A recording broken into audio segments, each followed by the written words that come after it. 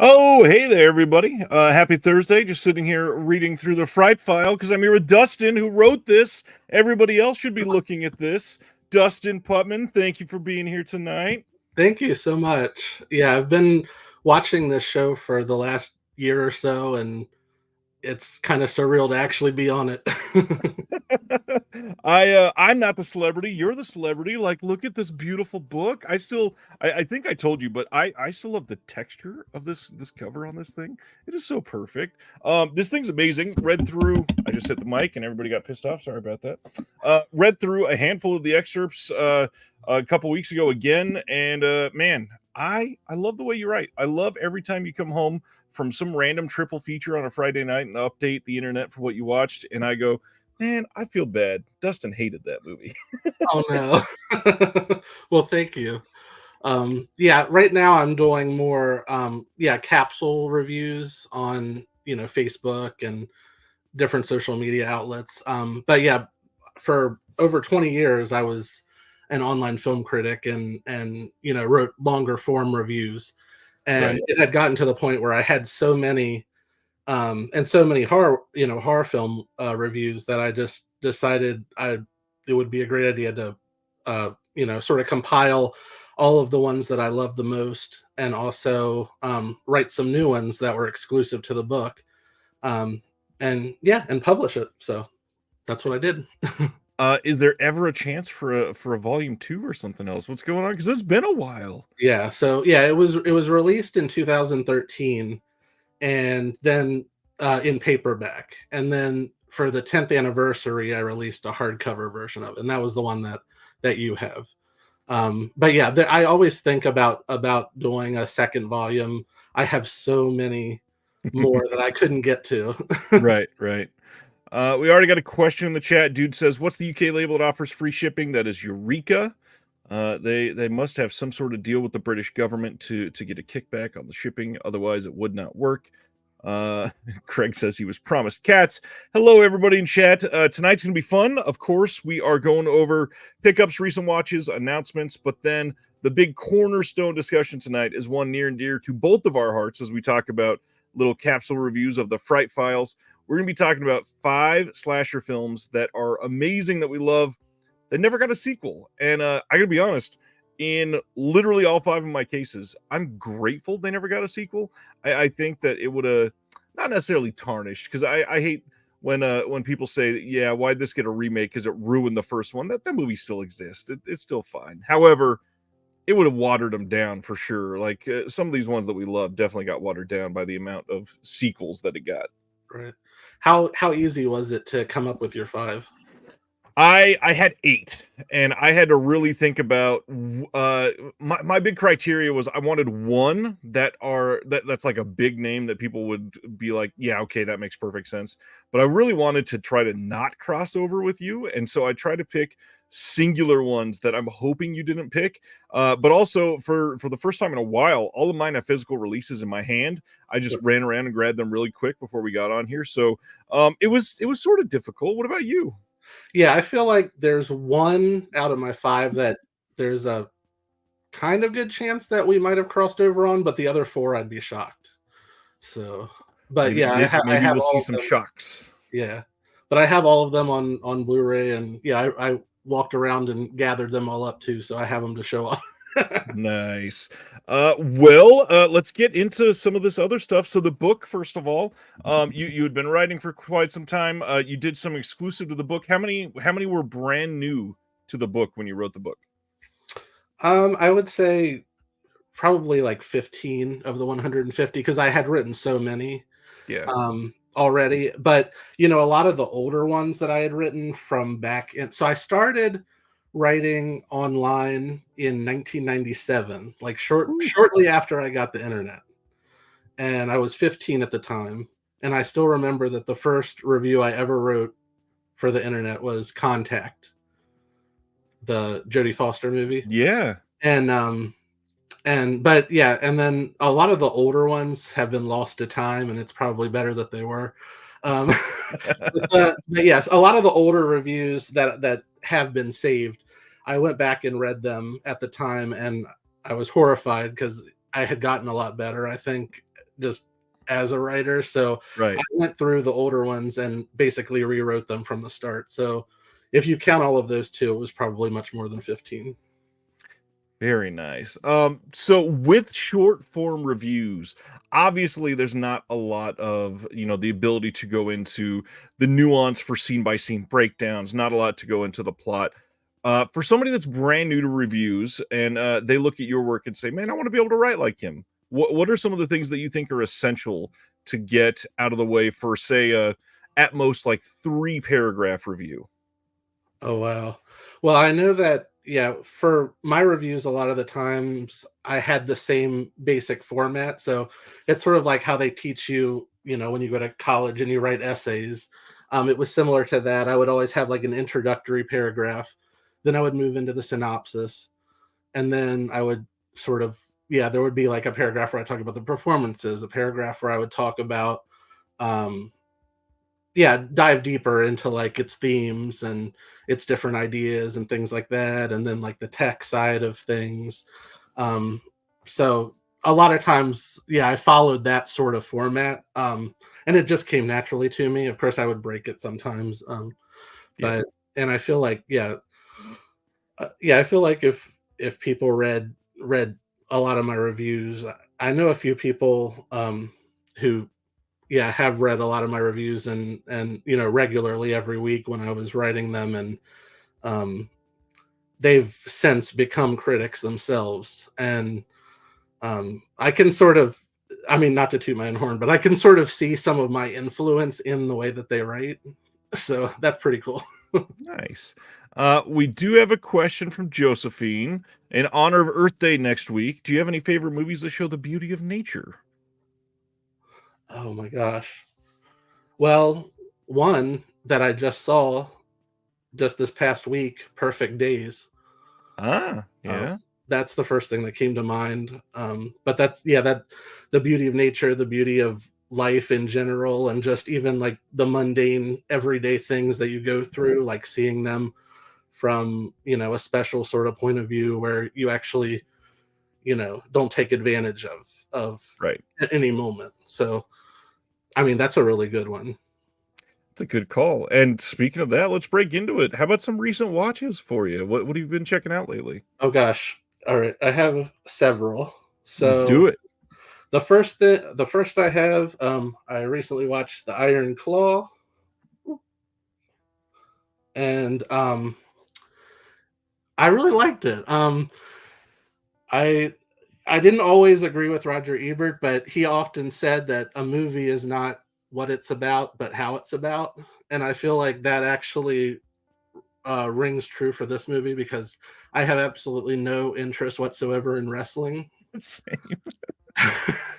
And yet it completely captured my attention from the Yep. very first frame. And it was more of a human story, or anyway, even though there was a lot of wrestling, but I mean, it was just done so well that for 2 hours I actually was interested in wrestling. Yeah. But I would say I had heard some things going into it about some dramatic license that they had used to the real story. Yep. I was kind of afraid how I would feel about that. And so after it was over, I read the real story and I was kind of horrified by just how much was changed. um, so yeah, like I mean, for anybody who doesn't know, I'm sure most people do, but it's like about, it's about five brothers who are all part of like a wrestling dynasty.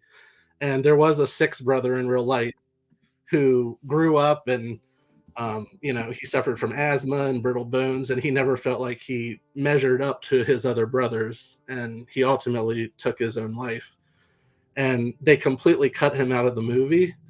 So, what does that say to his family and to him that he was so unimportant that they didn't even want to have him in the movie? Like that was very disappointing. Beyond that, like, the reasoning behind it, that the rest of the story was so tragic, but this one was so similar, we didn't wanna put it in there because it would just feel samey. that does feel a little weird to completely remove it. I called BS on that when the director said that the reason they cut, that they decided not to have the brother was because it would make a dark story even darker and be repetitive. I mean, it really happened, so people couldn't possibly say that it's unbelievable. That's And then the true. one other thing, and this is really not really a spoiler, but I also discovered that the Zac Efron character in the movie, he has two sons. Well, ultimately had four children, but the two that are in the movie proper are two sons. And I discovered that in real life he had two daughters first. And the only reason that they had him be sons is because of the very last scene. And I don't want to give it away, but there's a line about brothers. Yeah. And that's the only reason they changed it, was to have that. So I felt like it was kind of manipulative and kind of cheap to change that just for that scene. So there were lots of things like that where I was just like, why would you change that? But I understand that you can't be completely faithful to, a real story, and that's perfectly fine. But some of the things was kind of head scratching. But if you take that all out of it and just watch it as a movie, it's really good. Yeah, Efron acts his socks off in that thing. That's easily his best performance by like miles. Oh yeah, he was excellent in it. I'm kind of surprised that he wasn't up for more awards or any at all. Yeah. All right, what else you got? I also recently watched Out of Darkness. Oh, okay. This came out earlier in the year. It was in theaters, and if you blinked, you probably missed it. But it's really good. It's set 45,000 years ago during the Stone Age. It's a horror thriller. The director, it's his first movie, Andrew Cumming, and I can't wait to see what he does next. He brought so much tension to it, and it's sort of about survival, with the elements and everything, but then there's a question that there might be something else lurking out there with the, outside of this family that's trying to survive. And because I see so many horror movies, it takes a lot to really scare me, but there were definitely parts in this movie where I was definitely on the edge of my seat. So it was very well done. Nice. And then from Kino Lorber, The Minus Man. Ooh, nice. I need that one. Have you seen this? I've not seen it, but man, that synopsis sounded compelling. Oh, it is really good. I had seen it when it first came out, but hadn't seen it since. So it's from 1999. It was at the Sundance Film Festival in competition, and I had seen it shortly after that. And it's more of like an art house character study of a serial killer more than a thriller. But Owen Wilson stars in it, and it's one of his best performances. And he's definitely the friendliest serial killer you ever want to meet. Like, to the point where he doesn't want to cause pain to his victims. I'm not giving anything away because you find this out in the opening scene, but like he'll just poison people. He'll put poison in a drink, and whatever this poison is, it basically takes them out within minutes, and they just pass away painlessly. Wow. And he goes to a new town, and he meets he gets a job at the post office, and he meets a woman played by Janine Garofalo, and she's excellent in it. And this came out right at when she was really big, shortly after Romy and Michelle and The Truth About Cats and Dogs, and around. And when is she not excellent? She's always great. And she's so good in it. And there's sort of like a possible romance that forms between the two of them, but you're afraid for her at the same time of what he might do to her. But it's a really good film. It's very subtle. It's not it's not a showy movie, but it's one that really keeps you thinking at the end. Very nice. I definitely recommend that. I am eager to get that one soon for sure. It looks great, and Owen Wilson he's had lots of ups and downs, obviously, but man, this one sounded pretty fantastic. Yeah, I definitely recommend it. And then I've got Rent-A-Cop with Burt Reynolds and Liza Minnelli. And it lived up to the cover. Yeah, That's about this all you can one, ask for. it's not necessarily good, but it's exactly what I wanted out of it. Yeah, it's like a romance, and then at the same time, there's a killer who's out to off Liza Minnelli because she's got in the middle of this drug bust, and she saw a lot of the people that were involved in it, so they're trying to kill her. And it's got great photography of there. It starts with this great aerial shot of Chicago during the opening credits, and just this like cheesy 80s ballad score that I absolutely loved, and it fit just perfectly with it. Um, and and then at the end, or not at the end, but midway through it, Dionne Warwick shows up, and I was shocked, and just seeing her and Liza together was sort of low key my version of Avengers Endgame. so that was a good line. Oh man. But again, it's not good, but it's entertaining. That's for a movie like that, it's about all you can ask for. Anything else, or is that the end of the list for the week? No, these are the last two. So I've got Door 2. Oh, nice. Woo. Door 2. I recently watched the first Door, and yeah, this couldn't be any different than the first Door. But I feel the first one, yeah, it's about a door-to-door salesman who becomes sort of obsessed with this housewife, and this one is about a sex worker, and it's more of like an erotic drama.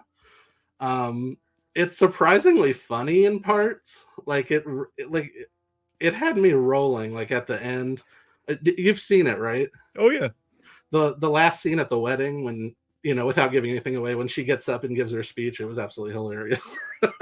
Yeah, I watched this one specifically multiple times because I had to watch it on silent while putting Will's commentary on there with Nina K. Martin, and yeah, this movie's wild.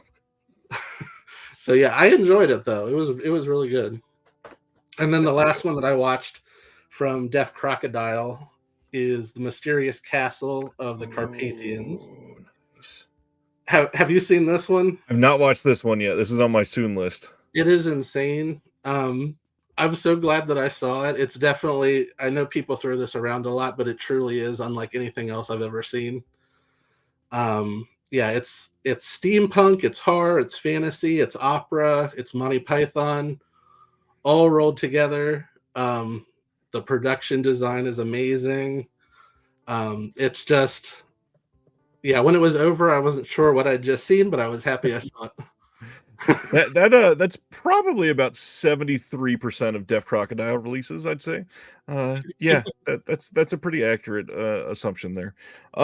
I the ones I can talk about, I watched a whole one this week. That's not stuff I'm working on. But it was a doozy. I'm sure you've seen this one because it feels like it's right up your alley. I watched the Criterion release of 4 months, 3 weeks, and 2 days from 2007.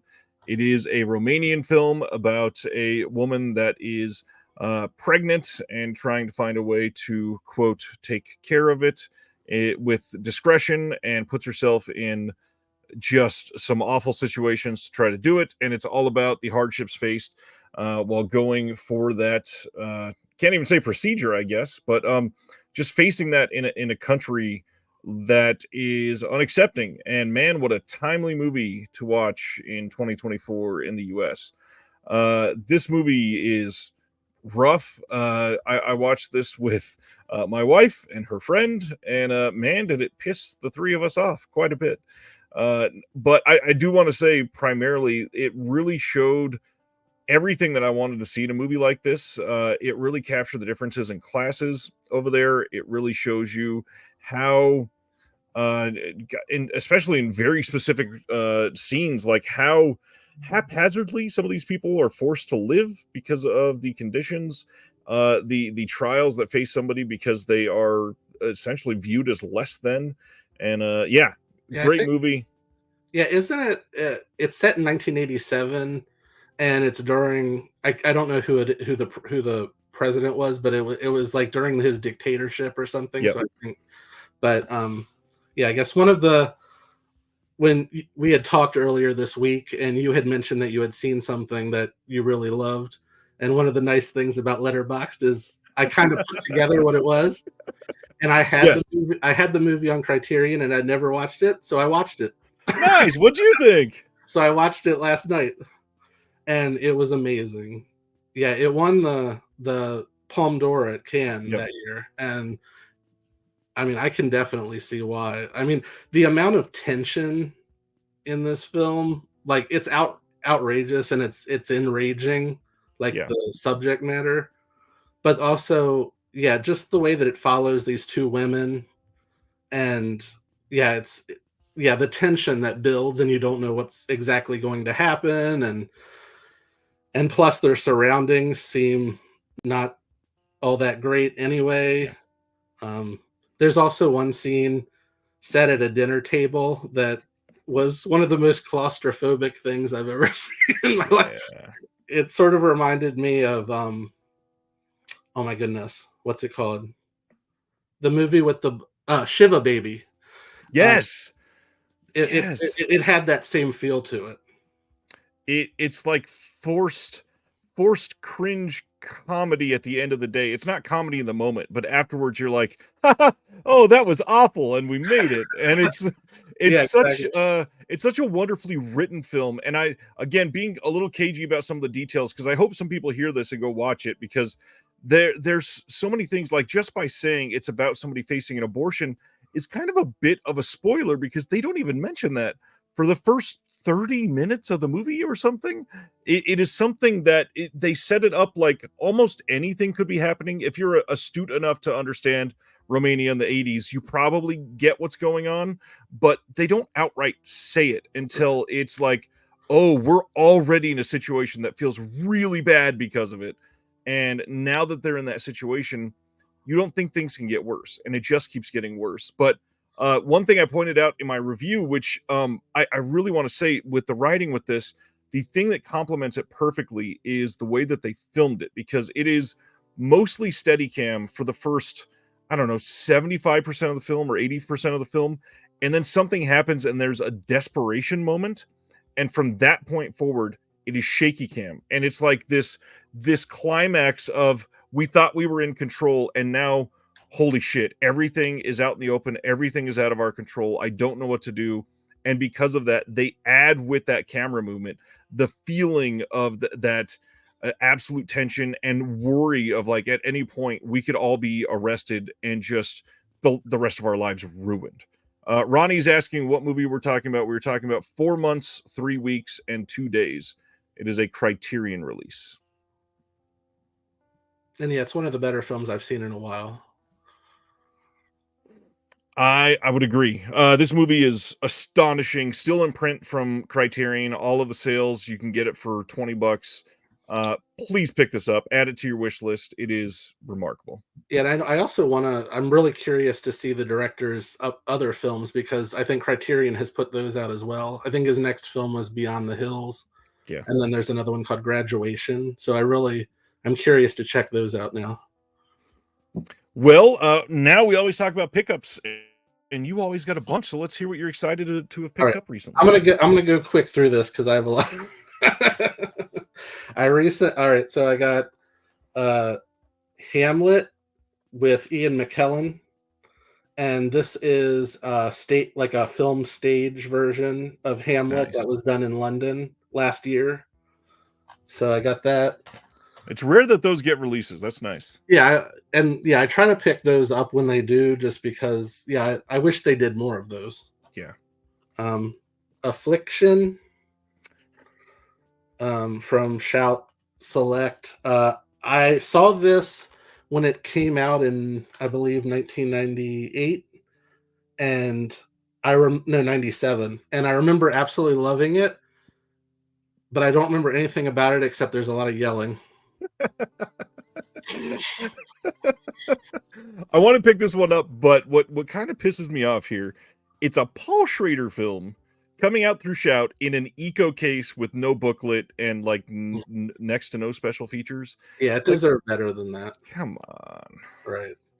And also, it's really flimsy. Like, it's in an eco case, like you said, and it's. I mean, even as far as eco cases go, it's very just.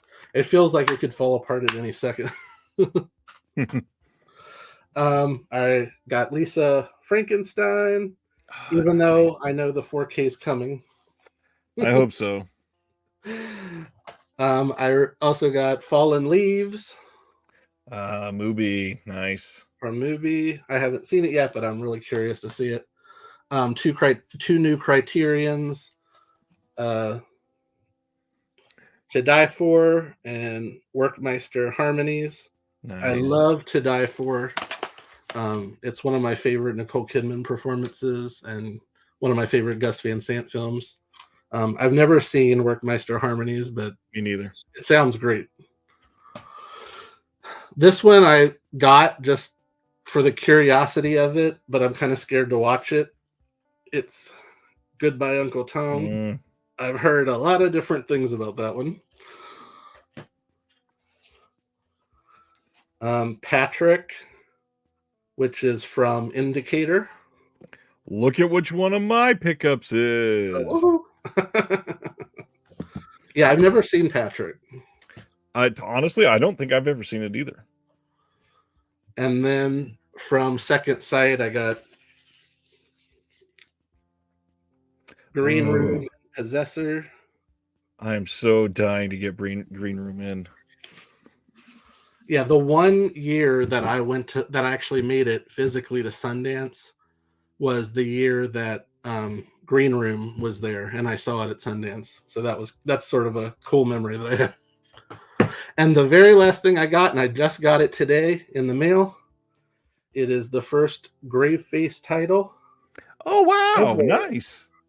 So I cannot wait to check this out. How is it in person? I've still not seen one of these in person. I love the packaging. I love Chloe's art. It's very nice.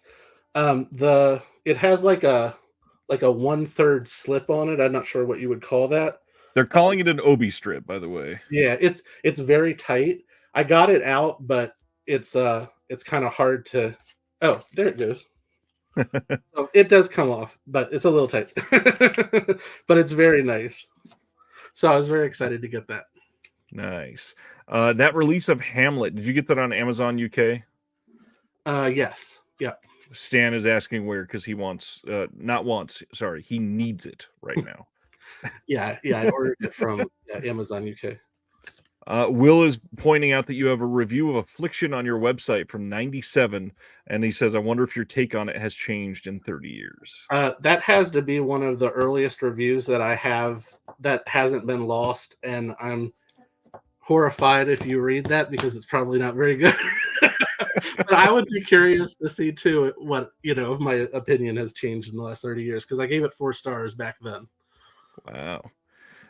All right. So mine, I got in 2 from the buy 2 get 1 Target thing that they were doing, and like I said, one of them was the 4K release of Patrick.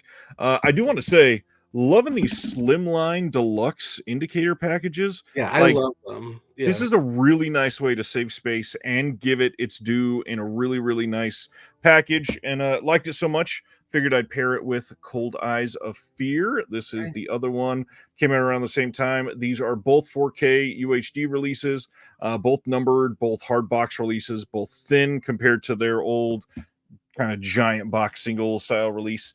And then I got 2 from the Kino sale that I wanted to highlight quite a bit because I don't see these covered very often. They are 2, I guess you call them box sets, even though they're kind of just in a single case. This first one is 3 discs, and it is the Joaquim Pedro de Andrade Complete Films box set. This is one of the major Brazilian filmmakers out there, and very cheap in the Kino sale. I believe you can still get it. Sale's still going on right now. And then the other one that I've been wanting for years, and I finally was able to get it, the Jewish Soul 10 Classics of Yiddish Cinema box set. I have to get that. Yeah. Yeah, I saw on Celeste's she had a Kino sale video Yeah. last week, and she was talking about that one, and because I don't think I was even familiar with it before I saw that video, but now I want that. It looks great, and it's one of their like slip case releases, and it's got a 24-page booklet inside. It's got commentaries, it's got restored versions of films, it's got alternate versions of films, it's got 10 full films in here. Most, maybe all of them in black and white, ranging from 1937 all the way up to 1950. I mean, this is great. Humboldt Horror says, what's the third one I got from the Target sale? A pre-order that was around the same price, and that'll be coming in a couple weeks, I believe. Tony says, I'm surprised you didn't get Snapshot. I'm an idiot who already has 3 copies of Snapshot, I think, and didn't need the 4K. Yeah, I've been trying to collect those with that packaging, but Snapshot was one I didn't get just because I already have the nice Vinegar Syndrome version of it. So I had that one, and I had the 88 Films version, and I think I have an old DVD from somebody too. Too many releases of it. It's a good film, but I love the alternate title, The Day After Halloween, and it's like set in the summer. Yeah. Yeah. All right. Anything else that you want to bring up before we head into our announcements for the week, sir? No, I think we're good. Last thing I'll say, everybody should check out Dustin's book. I know I've already said at the beginning, but I know we've picked up viewers since then.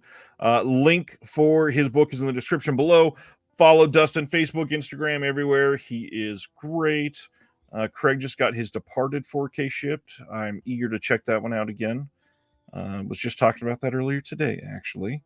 But now we get to talk about Mr. Orson Welles. First release of the week, June 11th, Kino is releasing Orson Welles' Macbeth from 1948. This is going to be a pretty big release for them. 2-disc special edition, including the original 1948 2-hour cut, replete with overture exit music and affected Highland burrs, and then the 1950 pared down 85-minute re-release, which excised most of the accented dialogue. We've got a new audio commentary by Tim freaking Lucas. We also got an audio commentary by Joseph McBride, who did the biography of Orson Welles. We've got some archival stuff, but I'm sure this is one Dustin's gonna have a lot to talk about. Well, I haven't seen it, but I absolutely need it. Yeah, I've seen the Roman Polanski version of Macbeth, and I've seen the Joel Cohen Macbeth, but I haven't seen the Orson Welles one. And yeah, I was looking back to see if it had been previously released, and it had. So I think this is just with a slip and a new restoration. So yeah, since I don't have the other ones, I definitely would like to get this one. The previous release was by Olive, and it's, God, I think it was one of their very early releases, like 2012 or 13. So just the restoration on this alone would have made this a pretty great upgrade. This is going to be a solid release. I'm glad. And anything that Tim Lucas is involved in, I like to watch. So. Bingo. Next on our list is Sting, July 9th, coming on Blu-ray from Welgo. We know nothing about special features, but this is one of the brand new films. I feel like I remember seeing you had seen this one. Is this one you saw? No, I have not seen this. Oh, dang. Eager to see this? I'm sorry to cut you off, but I just remembered one thing that I do want to quickly mention is that I just saw Abigail tonight. Oh, how was it? I totally forgot. So maybe that tells you. So it was good, but I feel like it could have been so much better if they had not given everything away in the trailer. It's the sort of thing where, for anybody, if anybody hasn't seen the trailer, be thankful and try to avoid it. Don't watch it before seeing it. The movie sort of treats it as a mystery for the first half about what's going on, and then when you find out what's going on, you're like, well, the trailer already told me that. Right. There's a few other surprises towards the end, so and it's very. I mean, Alicia Weir, who plays the little girl Abigail, she's excellent in it. She sort of reminded me of Kirsten Dunst in Interview with the Vampire. It gave me that sort of vibe, and Catherine Newton was in it, and she's having a really good year with Lisa Frankenstein, and now this. She's really good in it. Yeah. I just wanted to say that sorry to go back to what I just recently seen, but I wanted to mention that because I just saw it. You're totally fine. I wanted to know, so that's a good call there. But yeah, Sting looks decent. I'm a fan of some of the Spider movies that have come out, and I'd be eager to check this out. Wellgo kind of like quietly doing pretty damn great over the last year or so, like getting releases for stuff that usually would never get a release. So I'm very happy to see stuff like this happening. Yeah, I was surprised how wide it went in theaters. Yeah. Absolutely surprised. Next up, Magic Mike. Yes, that Magic Mike is coming on 4K on May 14th from Warner Brothers. Dustin, how do you feel about Magic Mike? I actually like it, and I'm probably in the minority that I prefer it over the second one. I know a lot of people think the second one's better. It's more of a comedy, whereas the first one is more of like a slice of life of these strippers. But I would totally get this, but they finished the trilogy, so why not make like a box set with all three of them? Right. But maybe someday. Hopefully. We shall see. Next title is also from Warner Brothers. They are putting out 12 Strong. Whoops, tap that twice. 12 Strong on 4K on May 14th as well. This is the Chris Hemsworth war movie that for some reason, I don't know if it's just me, I was immune to it. Nothing about the marketing for this movie ever captured me. I just said, yeah, I don't have any desire to see this at all. So yeah, I have the Blu-ray of it and had never watched it, and so when I saw this was announced, I decided to watch it. So this was another one that I watched this week, and I'm glad that I did because it told me that I do not need the 4K. Not great, huh? I haven't thought about it since I saw it, so that checks out. Sorry to remind you then. Next one. This is pretty huge. Imprint getting their next TV release. July 17th, they're doing The Persuaders, the complete series from 1971. And just like all of their TV releases, it is... I don't even know like the right word to use here. Like overwhelming, I guess, would be a good word. This is a 12-disc set with all 24 digitally restored episodes, all 8 of the feature film versions, and then a gold class lineup of special features, including so many to list that I literally can't even put like a third of them in the Instagram post. And then they've got a bonus disc in here featuring the original cuts of the 4 feature films. This is beyond stacked. This is just everything you could possibly fit. This is massive. Yeah, when I saw this was announced, I decided to watch the entire series this week. No, just kidding. No, I didn't go that far. Oh, maybe next time, Dustin. You let us all down.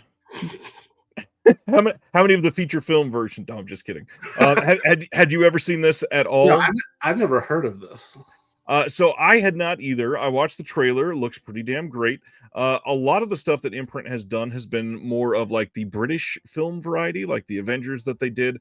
I got to admit, I got the Avengers in and loved it way more than expected. I have a feeling this would probably be about on the same path.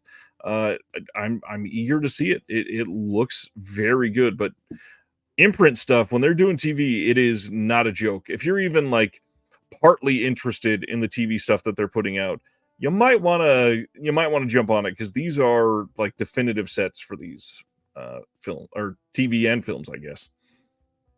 It looks like a great package. It sure does.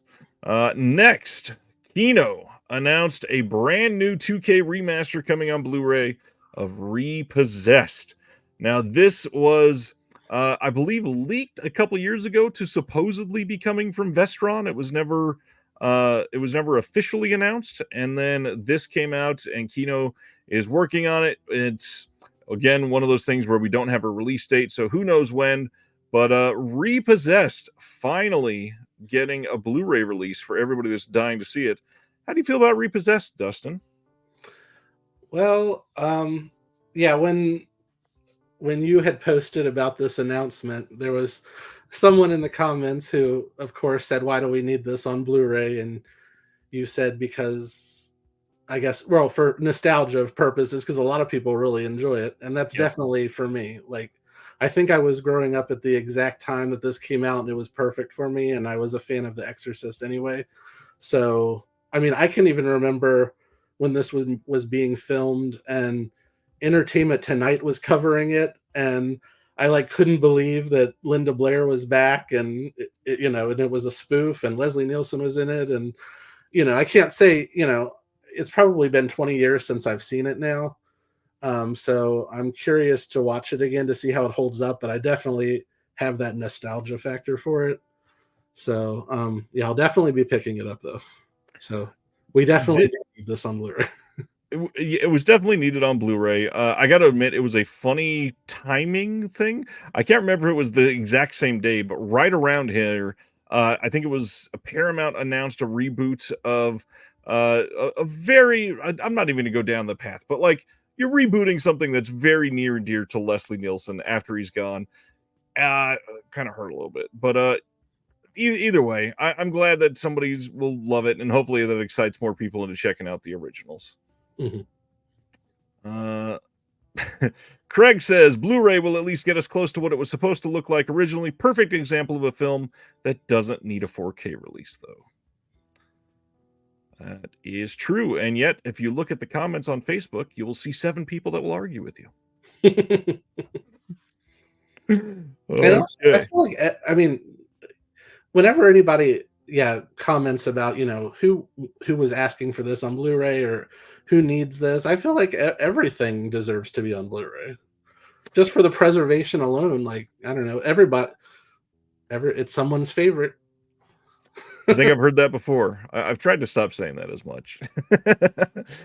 Next, this one came a little out of nowhere, and I'm actually very curious to see if you've seen this. Media OCD, which is a company that was attached to some discotheque releases.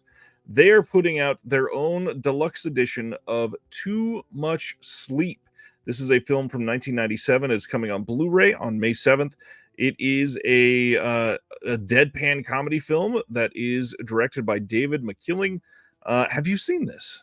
I have not, but I had never even heard of this before this announcement. I hadn't either. But yeah, just reading the synopsis, I was very intrigued by it. So we'll pass that info along for everybody. It says Jack is stuck in neutral. He lives with his mom in suburban New Jersey, works as a security guard, and can barely get out of bed in the morning. All that changes when he sees a cute girl on the bus and then realizes seconds later that his gun is missing. Desperate to find it, he enlists the help of a fast-talking, middle-aged, maybe gangster named Eddie, who sends Jack on an epic quest to explore the darkest, strangest corners of American suburbia. Will Jack ever find his gun, or better yet, maybe that cute girl from the bus? This sounds pretty damn interesting and very out of nowhere to have this random new boutique putting this up here. So is this their first release? As far as I can tell, yes. They've helped with other releases, but this is the first one I believe that they specifically are putting out under Media OCD. Humboldt says, watch the trailer and it looks interesting. Craig says, I've heard of this. Yeah. Next up, here is a big one. Kino announced a little Nick Cage movie called Snake Eyes coming on 4K at some point. Again, no release date. This is great though. Any more De Palma movies is a win in my book. I don't understand why this one's always got a little bit of hate, but how do you feel about Snake Eyes, Dustin? It's definitely grown on me over time. I remember when I saw it when it came to theaters and wasn't the biggest fan of it, although I absolutely love the opening scene. It's like this really long 10 or 15-minute one shot, and it's just amazing as it follows the Nicolas Cage character through this arena.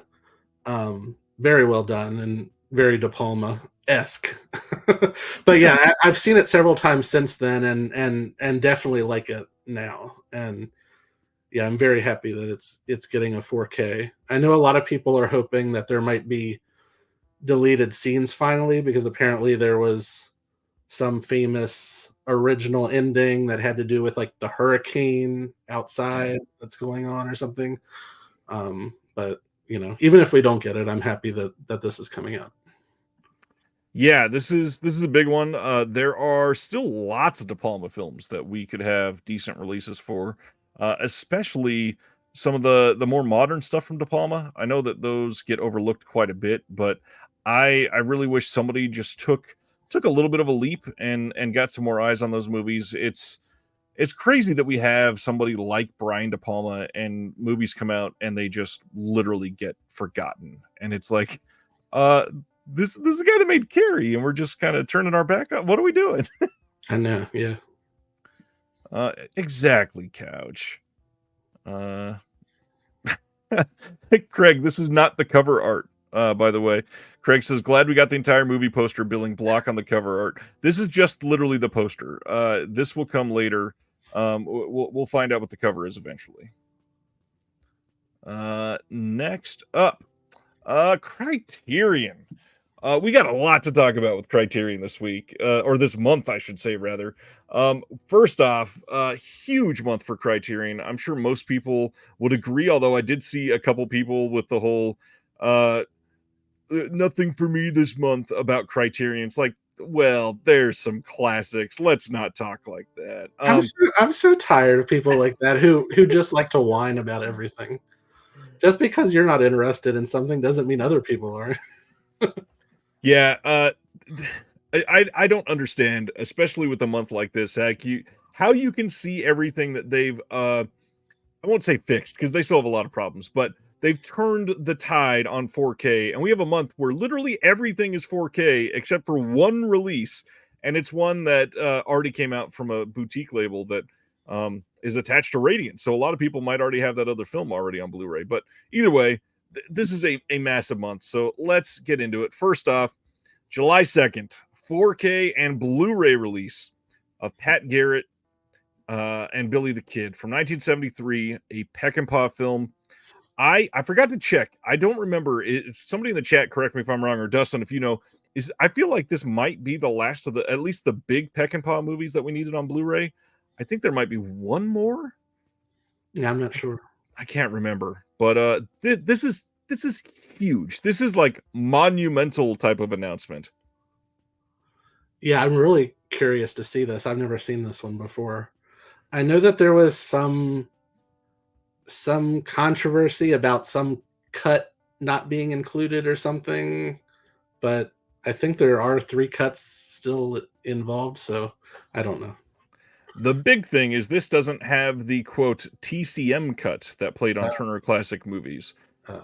So this is going to include new 4K digital restoration of the 50th anniversary release, supervised by editors Paul Sater and Roger Spottiswoode.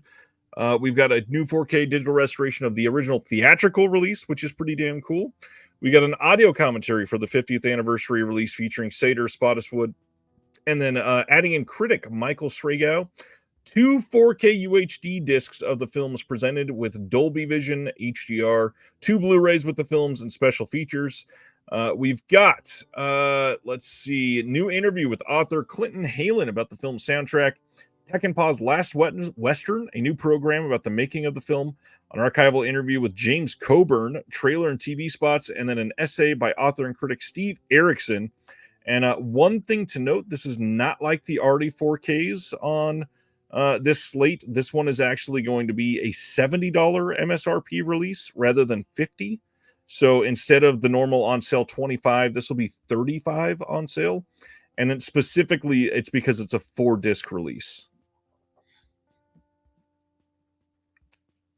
So yeah, huge release. Peckinpah, how do you feel about Peckinpah? I well, I've seen a few of his movies. I've seen Straw Dogs and Bring Me the Head of Alfredo Garcia. But I really feel like he's one of those sort of blind spots for me where I haven't seen a lot of his films. Yeah. So I really and even those two that I mentioned, it's been years since I've seen them. So I'd really like to do a revisit on those and check out more of his stuff. And yeah, this looks like a great release. I'm sure I'll be picking this one up. So Dude McMahon says there's a cookie cutter Western from the 60s that VCI has on DVD, but this is the last big one that we didn't have on Blu-ray. So that is awesome. Will is saying that there's a commentary stuck on the DVD that includes Nick Redman that was not ported over, obviously. Interesting. Yeah, Spaghetti says it's already on Blu-ray, but I would totally take an updated Wild Bunch. I hope we get that. I think that's Warner, and I think that's one of the main reasons why we don't have that. 4K of that one when? That would be a good question. Next one, another Stone Cold classic, La Samurai from 1967. This one's coming on 4K on July 9th and even comes with updated art. This one's a little different than the Blu-ray art, obviously. And we've got special features all over this one. La Samurai, how do you feel about this one there, Dustin? This is another I haven't seen, but I absolutely love that cover. Yeah, this is a pretty dang good cover on this one. And yeah, I tried to, because I do have the Blu-ray of it, and I just haven't gotten around to watching it yet. So I tried to watch this one too, but I just didn't have time. You don't say, over everything else that you've been watching. I gotta be honest, I've never seen this one either. I've meant to watch this for a long time, specifically because friend of the channel, Hunter Robinson, that's been on the channel multiple times, I believe this is his favorite film of all time, and he's been gushing about it for so long. I'm dying to see it, and Hunter's coming back on the channel here soon, so maybe I can get it watched before he's here. This one looks great. Looks like a solid release. Again, an absolute Stone Cold classic, one that absolutely nobody should be deriding as a release from Criterion. It's a Jean-Pierre Melville. Come on. Then Perfect Days, one that somebody else already brought up in this episode. Wim Wenders' Perfect Days coming to 4K Blu-ray and DVD from Criterion on July 16th. Very new film from a very big auteur, obviously. This one has a 4K digital master. This one will also have HDR on the disc. They don't say Dolby Vision, so it's probably only HDR10. There's a new interview with Wim Wenders on this. Interview with the actor Koji Yakusho. There is a short by Wim Wenders featuring a new introduction by the director. And then an interview with producer Koji Yanai, founder of the Tokyo Toilet Project. And an essay by film critic Bill Jabiri. Perfect Days. I've not been able to see this yet. I know you've gushed once. Why don't you tell us about Perfect Days there, Dustin? Well, in a nutshell, it's the most beautiful film you'll ever see about a sanitation worker. It's just, it follows him day to day through his life. Basically, going to clean all of the public restrooms throughout Tokyo. And Yoji, what is his name? Koji Yakusho. He won the Best Actor award at Cannes last year, and I'm shocked that he wasn't talked about for any awards this year as far as like the Oscars or anything. He is extraordinary in this. The last, without giving anything away, the very last shot of the movie, it's basically just a close up on his face for an extended period of time, and the amount that he says without saying anything at all is just mind-blowing. But it's such a beautiful movie, and ever since I saw it, I've also had the Lou Reed song "Perfect Day" stuck in my head. I absolutely love that song, and it plays a pretty pivotal part in the movie. Nice. So nice. I highly recommend this one. It's a really good one. July 16th, like I said, Next up, July 16th, Blu-ray and DVD release from Criterion, Black God, White Devil. As I mentioned, this one was previously released by Maywu Films over in the UK. They are a hosted label with Radiance, so you can get this through the Radiance film site. I believe Orbit was carrying this for a while. You can probably still get it through them. If it wasn't selling, Orbit might have stopped importing it, but this is one that is supposed to be a seminal, amazing, ridiculously great, fantastic release from 1964. I should probably watch this soon. It sounds like it'd be perfect for me. I will say the hard part is if you have the Maywu release and this one is one that you love, this does have some different special features, so you might feel compelled to pick up both. But I gotta say, I adore the cover art on this one. This looks like a ridiculously great release. Just really suggest people look into this one. Check it out from either Maywu or Criterion. Obviously, Maywu could probably use your money a little more than Criterion, but either way, support film, give it a watch. Any thoughts? Did you pick up the Maywu one on this? No, I did not. Yeah, I don't know anything about this before this announcement, but this is another one that I'm really interested in. This is the filmmaker on this, by the way, is Glauber Rocha. It's supposed to be great. Next release, though, this is a big one too. Farewell, My Concubine. This is coming on 4K and Blu-ray July 23rd. I believe this is only the second mainland China film that Criterion has put out, something like that. This one is from 1993, and it says a breathtakingly intimate romance unfolds against a sweeping backdrop of social upheaval in renowned director Chen Kaiji's sumptuous saga of passion, fate, and the transcendent possibilities of art. Spanning 50 years of 20th century Chinese history, Farewell, My Concubine follows aspiring actors Dai Ye and Zhao Lu as they emerge from a childhood of brutal training to become Beijing opera stars. With life mirroring art as Dai Ye's unrequited love for Zhao Lu and the country's changing political tides engulf them in their own personal tragedies of jealousy and betrayal. The first Chinese film to win the Palme d'Or is epic filmmaking of the highest order, visually and emotionally ravishing from frame to exquisite frame.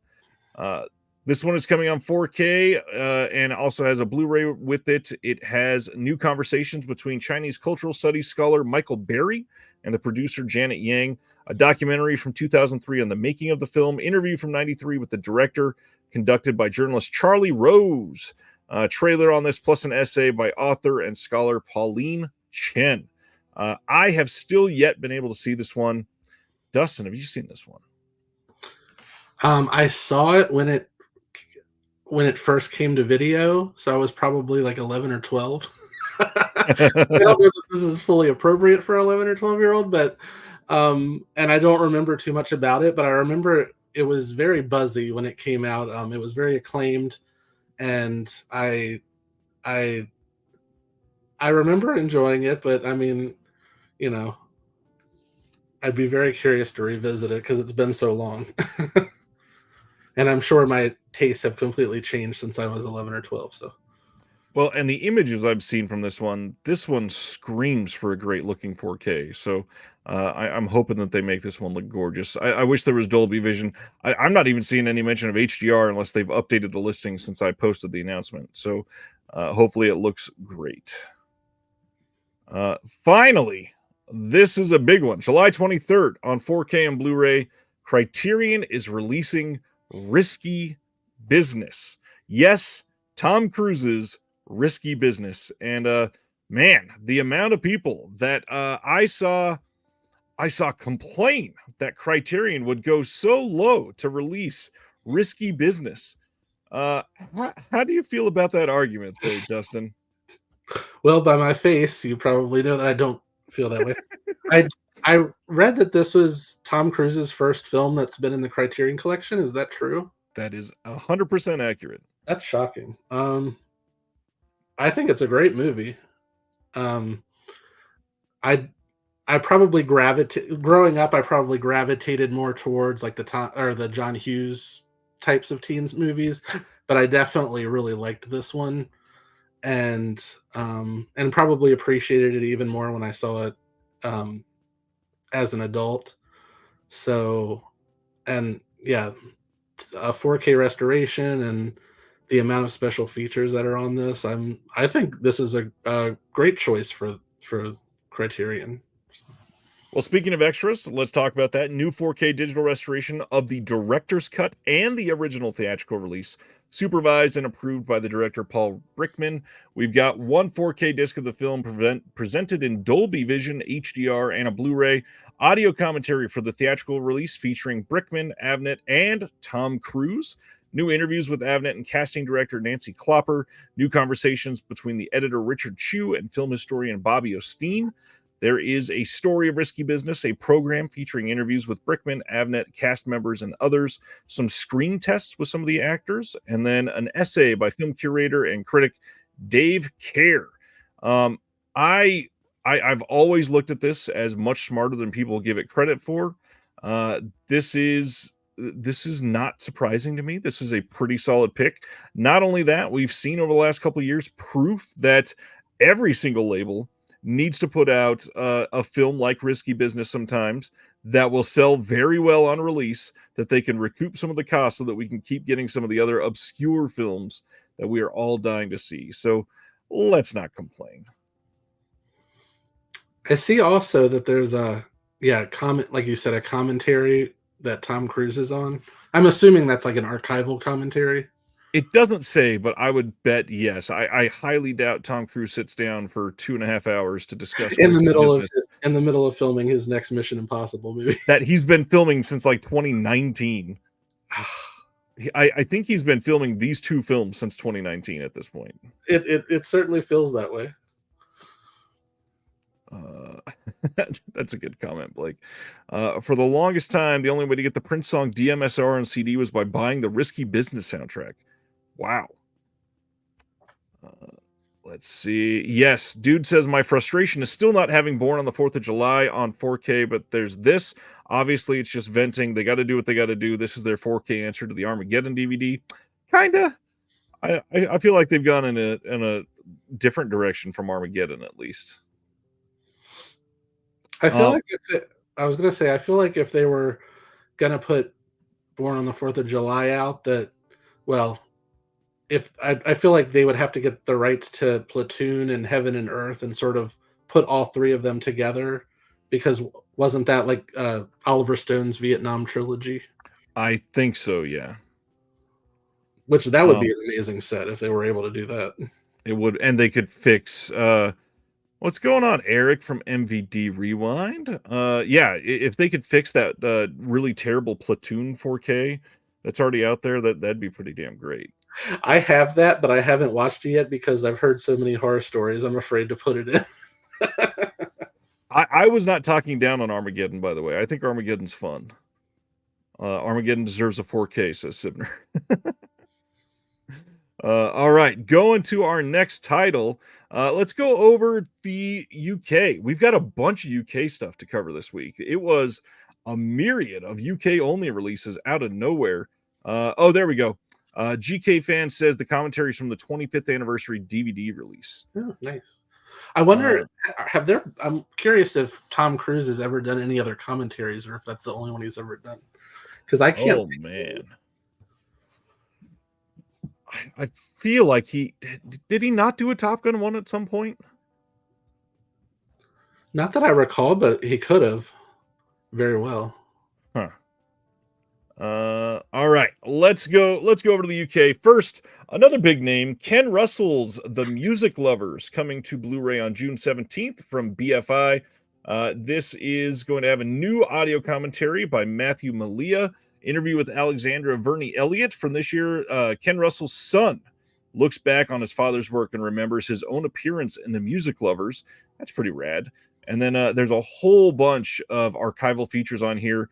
And then they've got an illustrated booklet with new writing on the movie by Matthew Malia, new essay by Carolyn Langhorst, and contributions from Alexander Verney Elliott and Lacey Russell. I'm just glad more Ken Russell is coming out there in a great release.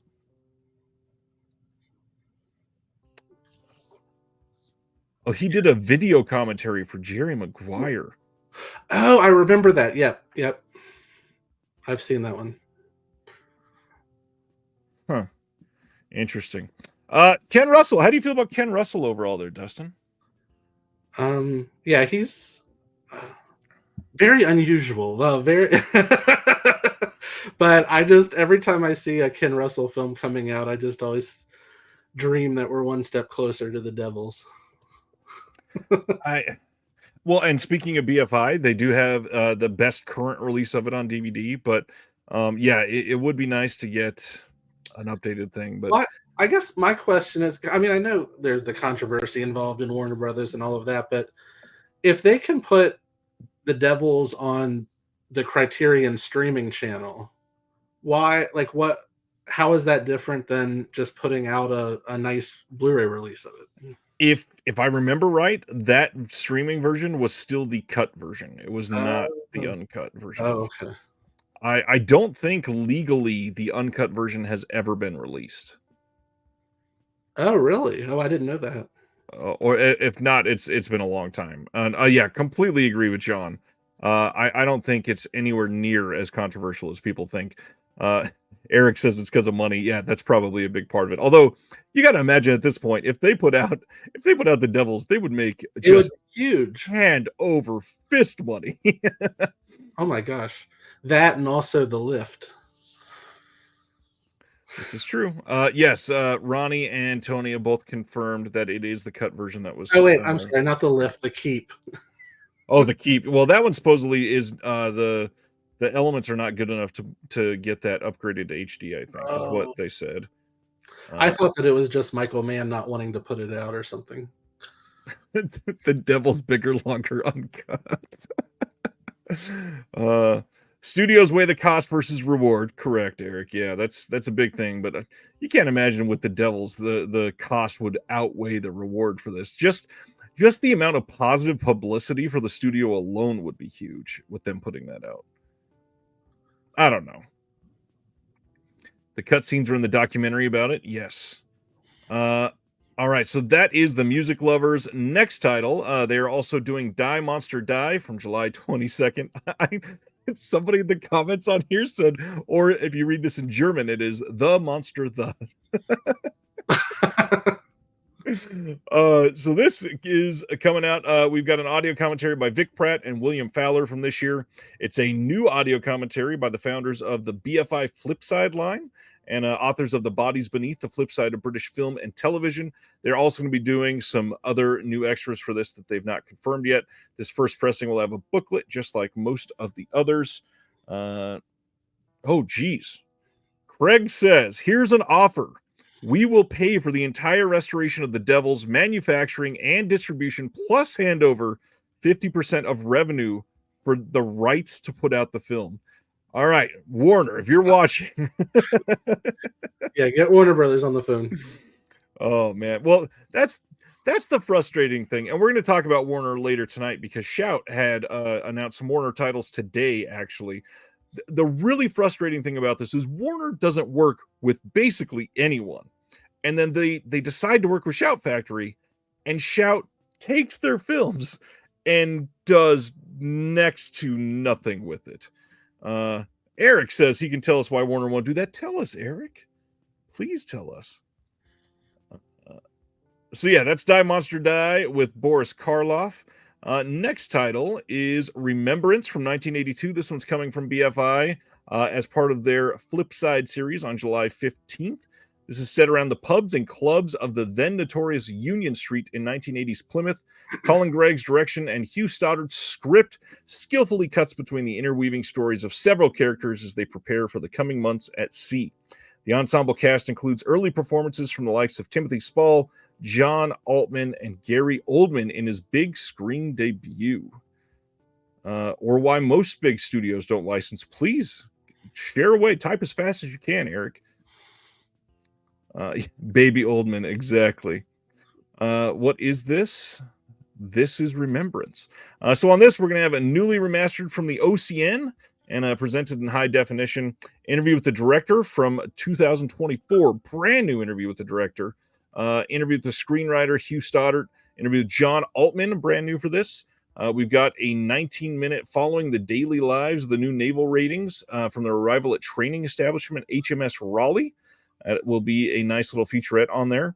And then in that first pressing, as usual, they've got a booklet, and then they've also got more extras on the way. Any thoughts on the BFI releases so far there, Dustin? I mean, I'm sold just on it being Gary Oldman's film debut. That's a big deal, especially for an actor that most of us have come to love, because he's one of those that blends into every single character he portrays. I still don't know what he really looks like, because he looks different in every role. I could pass it on the street, not know him. That's really funny. Yeah, the cover art on these, I agree there, Craig. I know it's one of your big hangups. They're not super appealing, unfortunately. Next one, BFI is releasing a Dry White Season from 1989 on June 17th on Blu-ray. This had a previous Criterion release. This does say extras to be confirmed. No idea if it will be able to compete with the Criterion release. But I'm just glad it's coming out on Blue in another territory. Did you ever see a Dry White Season? I have the Criterion, and I haven't watched it. I've not seen this one. I need to see it. I'd really love Donald Sutherland. Yeah, Donald Sutherland is very. I feel like I can say he's underrated, because I believe he's never been even nominated for an Oscar. I think I read that, and it completely shocked me. Okay, so Eric says, if a studio rep in charge of catalog titles puts a deep catalog out and it doesn't sell enough copies and it fails, it could affect their job. But I really feel like the Devils would sell. The Devils is not one of those that has like a no-fail contract written into it. And then he says, if a studio rep licenses a deep catalog title to a boutique company and they do great with it, oh God, I'm going to hate this next tweet, aren't I? Oh, no.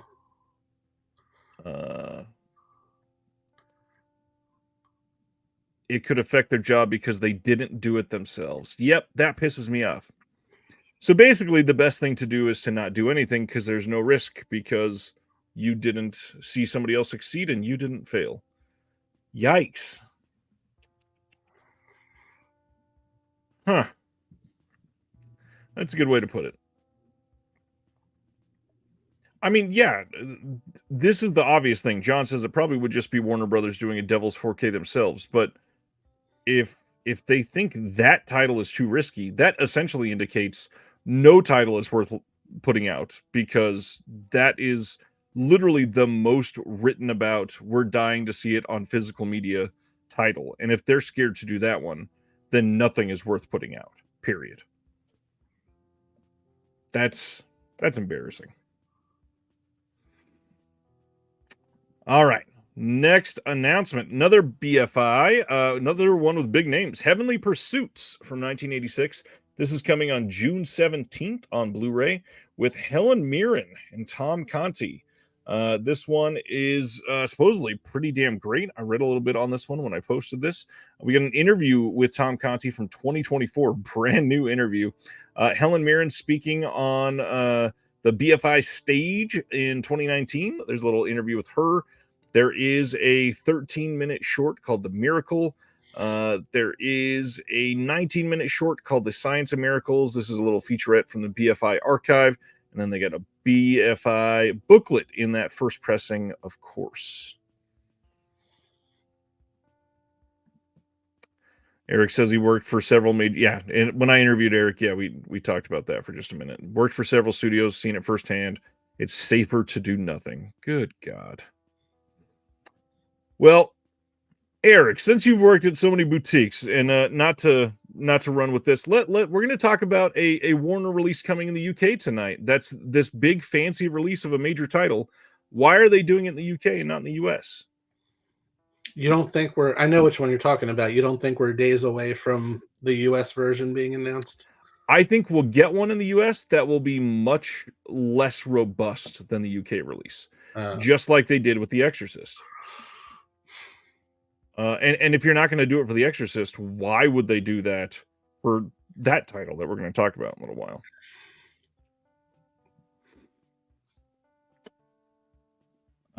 Yeah, there's so many different questions that we could go down with the studio route for sure. Next up, though, we've got some Umbrella announcements too. August 7th, 4K from Umbrella in Australia. We've got JSA, the Joint Security Area from 2000. This one is a big deal because it's a Park Chan-wook film. JSA, have you seen this one there, Dustin? No, haven't seen this one. What about Park Chan-wook? I've seen Old Boy, and that's great. And I've seen. Did he do what's the title? Devil is in the title. I'm trying to think what it is. Devil is in the title. I can't remember, but I think that he did another one. If anybody knows, I think Devil is in the title. But aside from those two, I think those are the only two I've seen. Old Boy's a classic, obviously. Highly recommend JSA. Absolutely love it. It is really great. I love all the stuff. Thirst is the big one that I recommend for people. It is one that definitely needs to be seen to be believed. That movie is wild. Yeah, it'd be a good choice. Umbrella is doing some great stuff. Sadly, they stopped licensing to MVD years ago. Yep. They're making some moves, but unfortunately, mostly in the packaging department. Oh, are you talking about I Saw the Devil? Oh, yeah, I Saw the Devil. I think he didn't direct it. I just looked it up.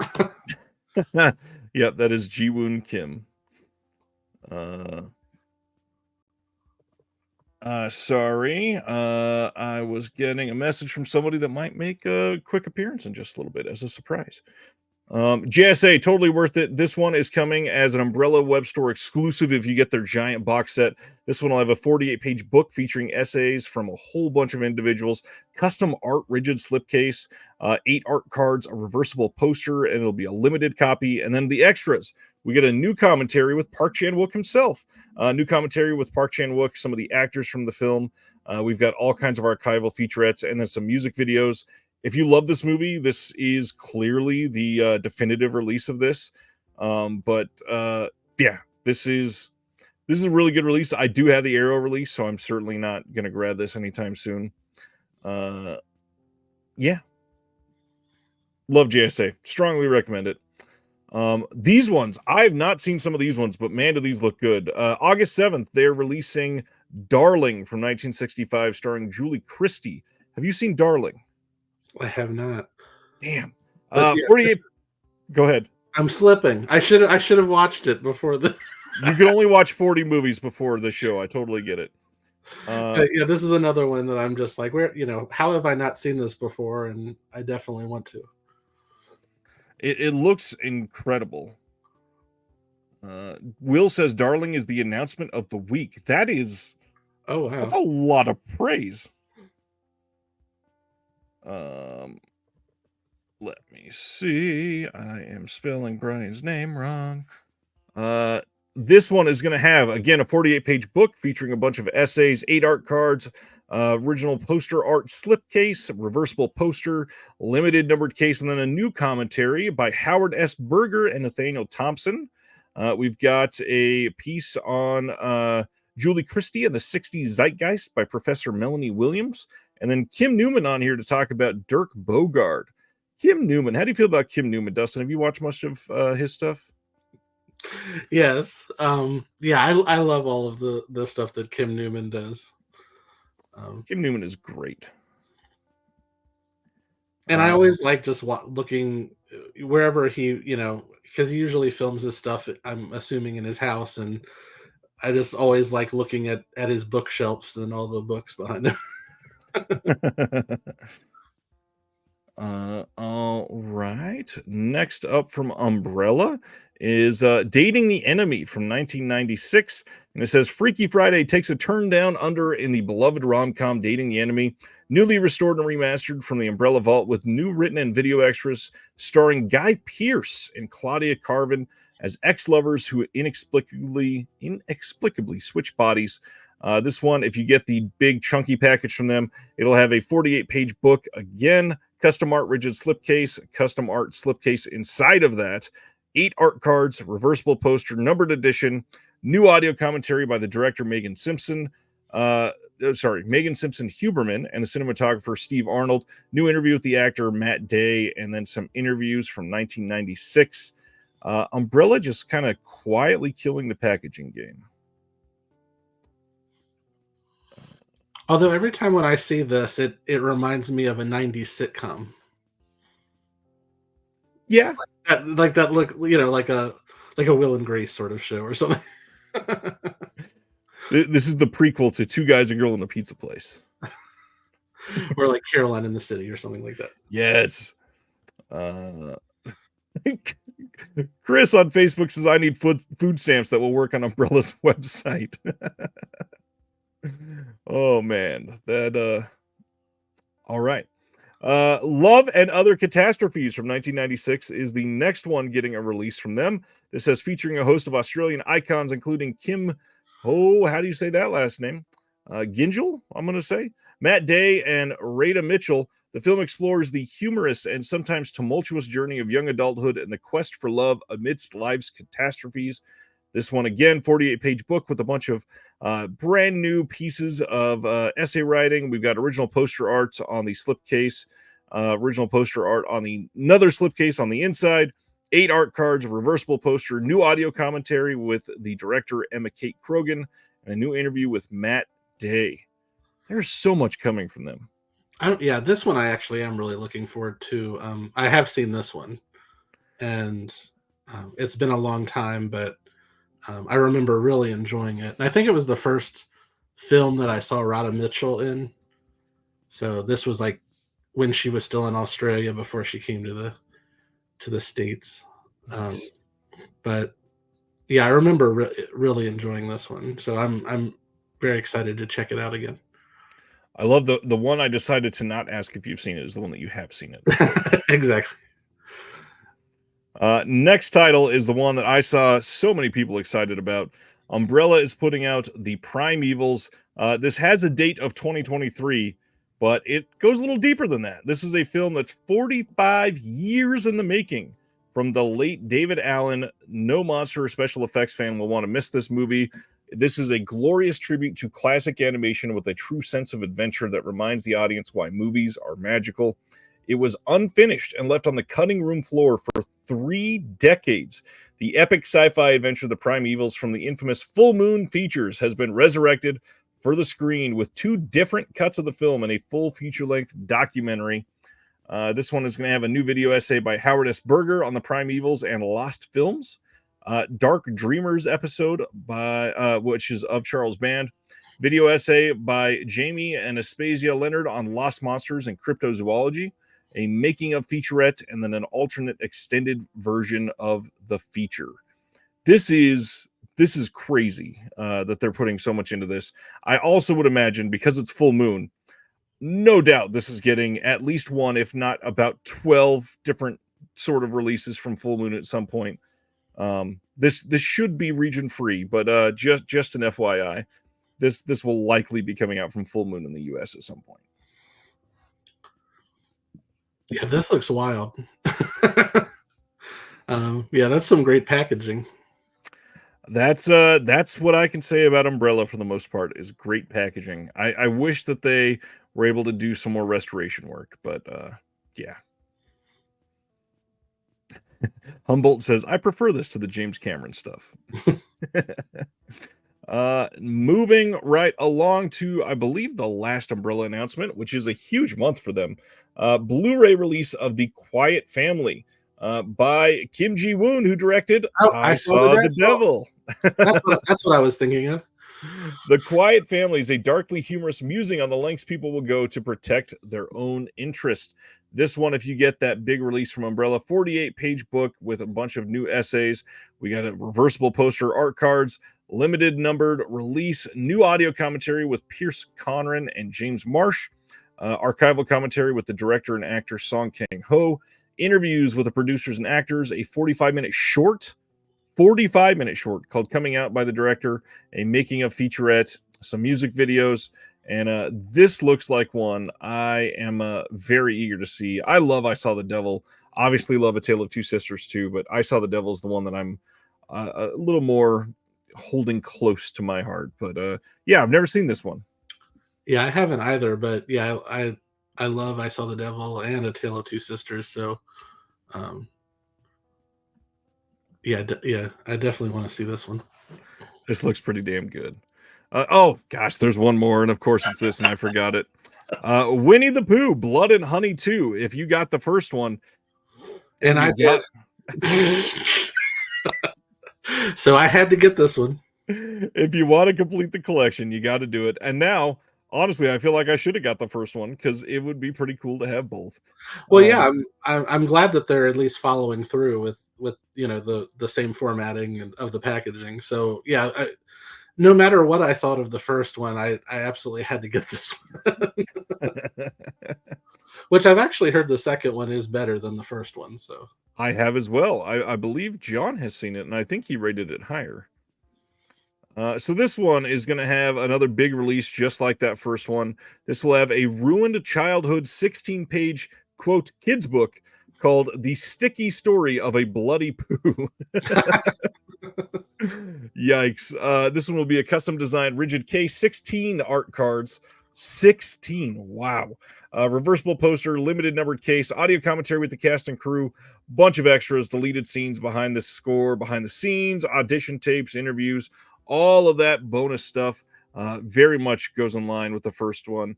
No, I believe they've already announced a third one there, Craig. You got to keep that Pooniverse going. I hate that term. I hate that term. All right, moving right along. Hey, I put out an interview with Josh Schaefer from Lunch Meat VHS this week. I am moving everything and bumping my camera. I hope you check it out. It was fun. Josh is a very passionate lover of analog video, and you will feel that watching that interview because, man, he goes all in on VHS. And yeah, check it out. Next is Mark Wahlberg in Arthur the King from 2024. This is coming on May 28th from Lionsgate. You see a lot of new stuff. Did you happen to see this one? I didn't see this one, but I absolutely loved the marketing that they did for this, where it literally said in big letters on the screen, "This dog survives." Because that's what everybody's worried about. So right. It's kind of nice to at least know that going into it. But no, I didn't see this one. That's probably all right. Next, another UK release. Fabulous Films is putting out Backbeat from 1994. This is coming on May 6th on Blu-ray. You might recognize some faces in this. We got Stephen Dorff, Ian Hart, Cheryl Lee, Dave Grohl does some music for this. This is supposed to be pretty good. I've never seen this. Did you ever see Backbeat? I haven't, and I've always wanted to see this, and I just never have. And yeah, I think Shout Select put it out in they did. US. But yeah, it sounds really good. Yep, I'm eager to see this one. Yep. Moving to our next one, another UK release, Wicked Little Letters, coming on Blu-ray from Studio Canal on May 13th. This is an Olivia Colman movie, which I feel like she is in like 7 movies a year right now. She's in this with Jessie Buckley. This will have a couple featurettes, but nothing crazy on the release. I had never heard of this title until this got announced. Have you seen or heard of this one? Yeah, I've heard really good things about it. Yeah, it came out a few weeks ago around here theatrically, but it's probably gone already. But oh yeah, but the people who saw it said it was really good. Oh yeah, I got nothing against Olivia Colman. I'm just amazed that she can just happen to be everywhere. Please have her keep showing up. She's amazing in everything she Oh does. yeah, I think every movie would be better with her in it. So, Well, Winnie the Pooh 3, here we go. well, now I want that to happen. Another UK release, Cabrini, coming on May 27th on Blu-ray in the UK. Now this one's interesting because it got some mild praise from a handful of people. This one's got John Lithgow in it, so it's got some star power. Did you see Cabrini? I have not, but am I the only one who thinks of Candyman when I see this title? I do as well, actually, and that made me more interested. But the And big thing, oh, I'm go sorry. ahead. I was going to say I've also there have been news stories about um people going to see this, but then accidentally ending up in the Immaculate screening, and something tells me they're very different films. So. Oh, and if they're not, I really want to see Cabrini. So what's interesting, Instagram cropped this picture in a really odd way, and if you see at the top here, you'll barely see just a little bit of it. At the top of this case, it says, "From the studio that brought you the sound of freedom." Uh, it's really weird marketing strategy to lay on something that was already controversial for a lot of people. I feel like you would have been better just leaving that alone. But yeah, I I don't mean, I know. guess yeah, just because it was such a big hit, but yeah, there's a lot of baggage connected to it. Moving to our next announcement, another UK title, Variety. This I believe had a Kino release here in the States. This is coming very soon, like in 4 days, very soon. April 22nd from a label called The Other Parties. They are releasing this. If you want, they have a lavish package with the VHS. I've got everything linked here if you want it. From what I can see, nothing in the features is new, but if you really want to go all in because you love this movie, it's a very limited package. I believe they only had 25, so you might want to look it up. Glad this is coming out for people so that they could have a chance to get this in the UK. More territories with more films is always a good thing. I've never heard of that label, The Other Parties. Me neither. And when you go to their site, I was very curious about this site because when I went to it, the entire site was basically Variety, and it seemed odd to have an entire company just surrounding this film. Uh, so I'm not sure if this is just their like their first title or if they're just going all in on it. Who knows? Yes, Craig. 25 copies of the VHS like special fancy bundle. The regular release will have much bigger run, I'm sure. I think it is their first release, Sibner. All right, next, June 18th, Kino is releasing Blown Away from 94 on 4K and Blu-ray. You got Jeff Bridges, you got Tommy Lee Jones. On this, you've got some archival commentaries, brand new HD master with Dolby Vision from a 4K scan of the OCN. No new features from what I can. Oh, wait, sorry, there's a new one. Mike Leader and Arna Venema do an audio commentary on this that's new. They don't build these as new, which they normally do. So maybe the audio commentary with Stephen Hopkins is new as well, but I'm not entirely sure here. I've never seen Blown Away. How do you feel about this one, Dustin? The thing that I always think of is it came out in the summer of '94, around the same time as Speed, and I think that that movie overshadowed this one because it was so good. Yeah. And I have seen it. It's been a while, but I mean, I remember it being a pretty solid action thriller. I kind of love Tommy Lee Jones, so even if it's not solid, I'd probably still like it. Moving to our next one. Speaking of Immaculate, this is getting a Blu-ray release in the States on June 11th and a 4K media book release on June 18th in Germany. Neon and Decal are handling the blue in the States, and Cape Light is handling the 4K in Germany. The special features, we have in commentary from Michael Mohan, the director, and then on the German release, we've got a 2-disc limited edition collector's release. We don't have any details on extras. Probably the exact same commentary on that one, I would imagine. We'll also have a 24-page booklet. But the odds are, and I'm not saying this is a guarantee, but the odds are this will likely get a 4K release in the States eventually. This was a fairly big hit for them, and Mohan is somebody that loves physical media. I would not be surprised at all if eventually he came out with like an Old Boy style 4K release. This is Neon, right? Neon and decal, yeah. Have they released anything in 4K?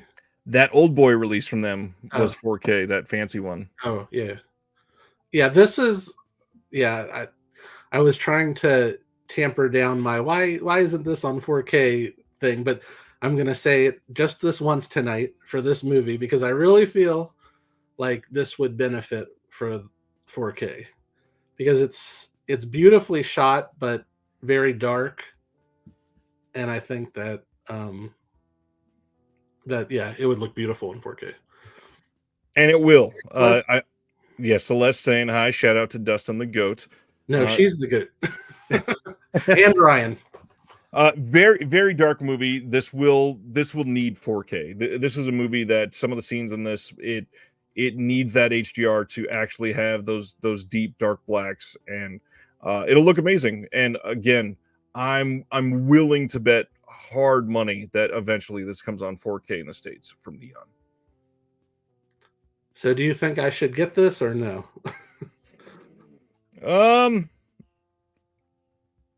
We'll debate after the stream for a minute. Okay.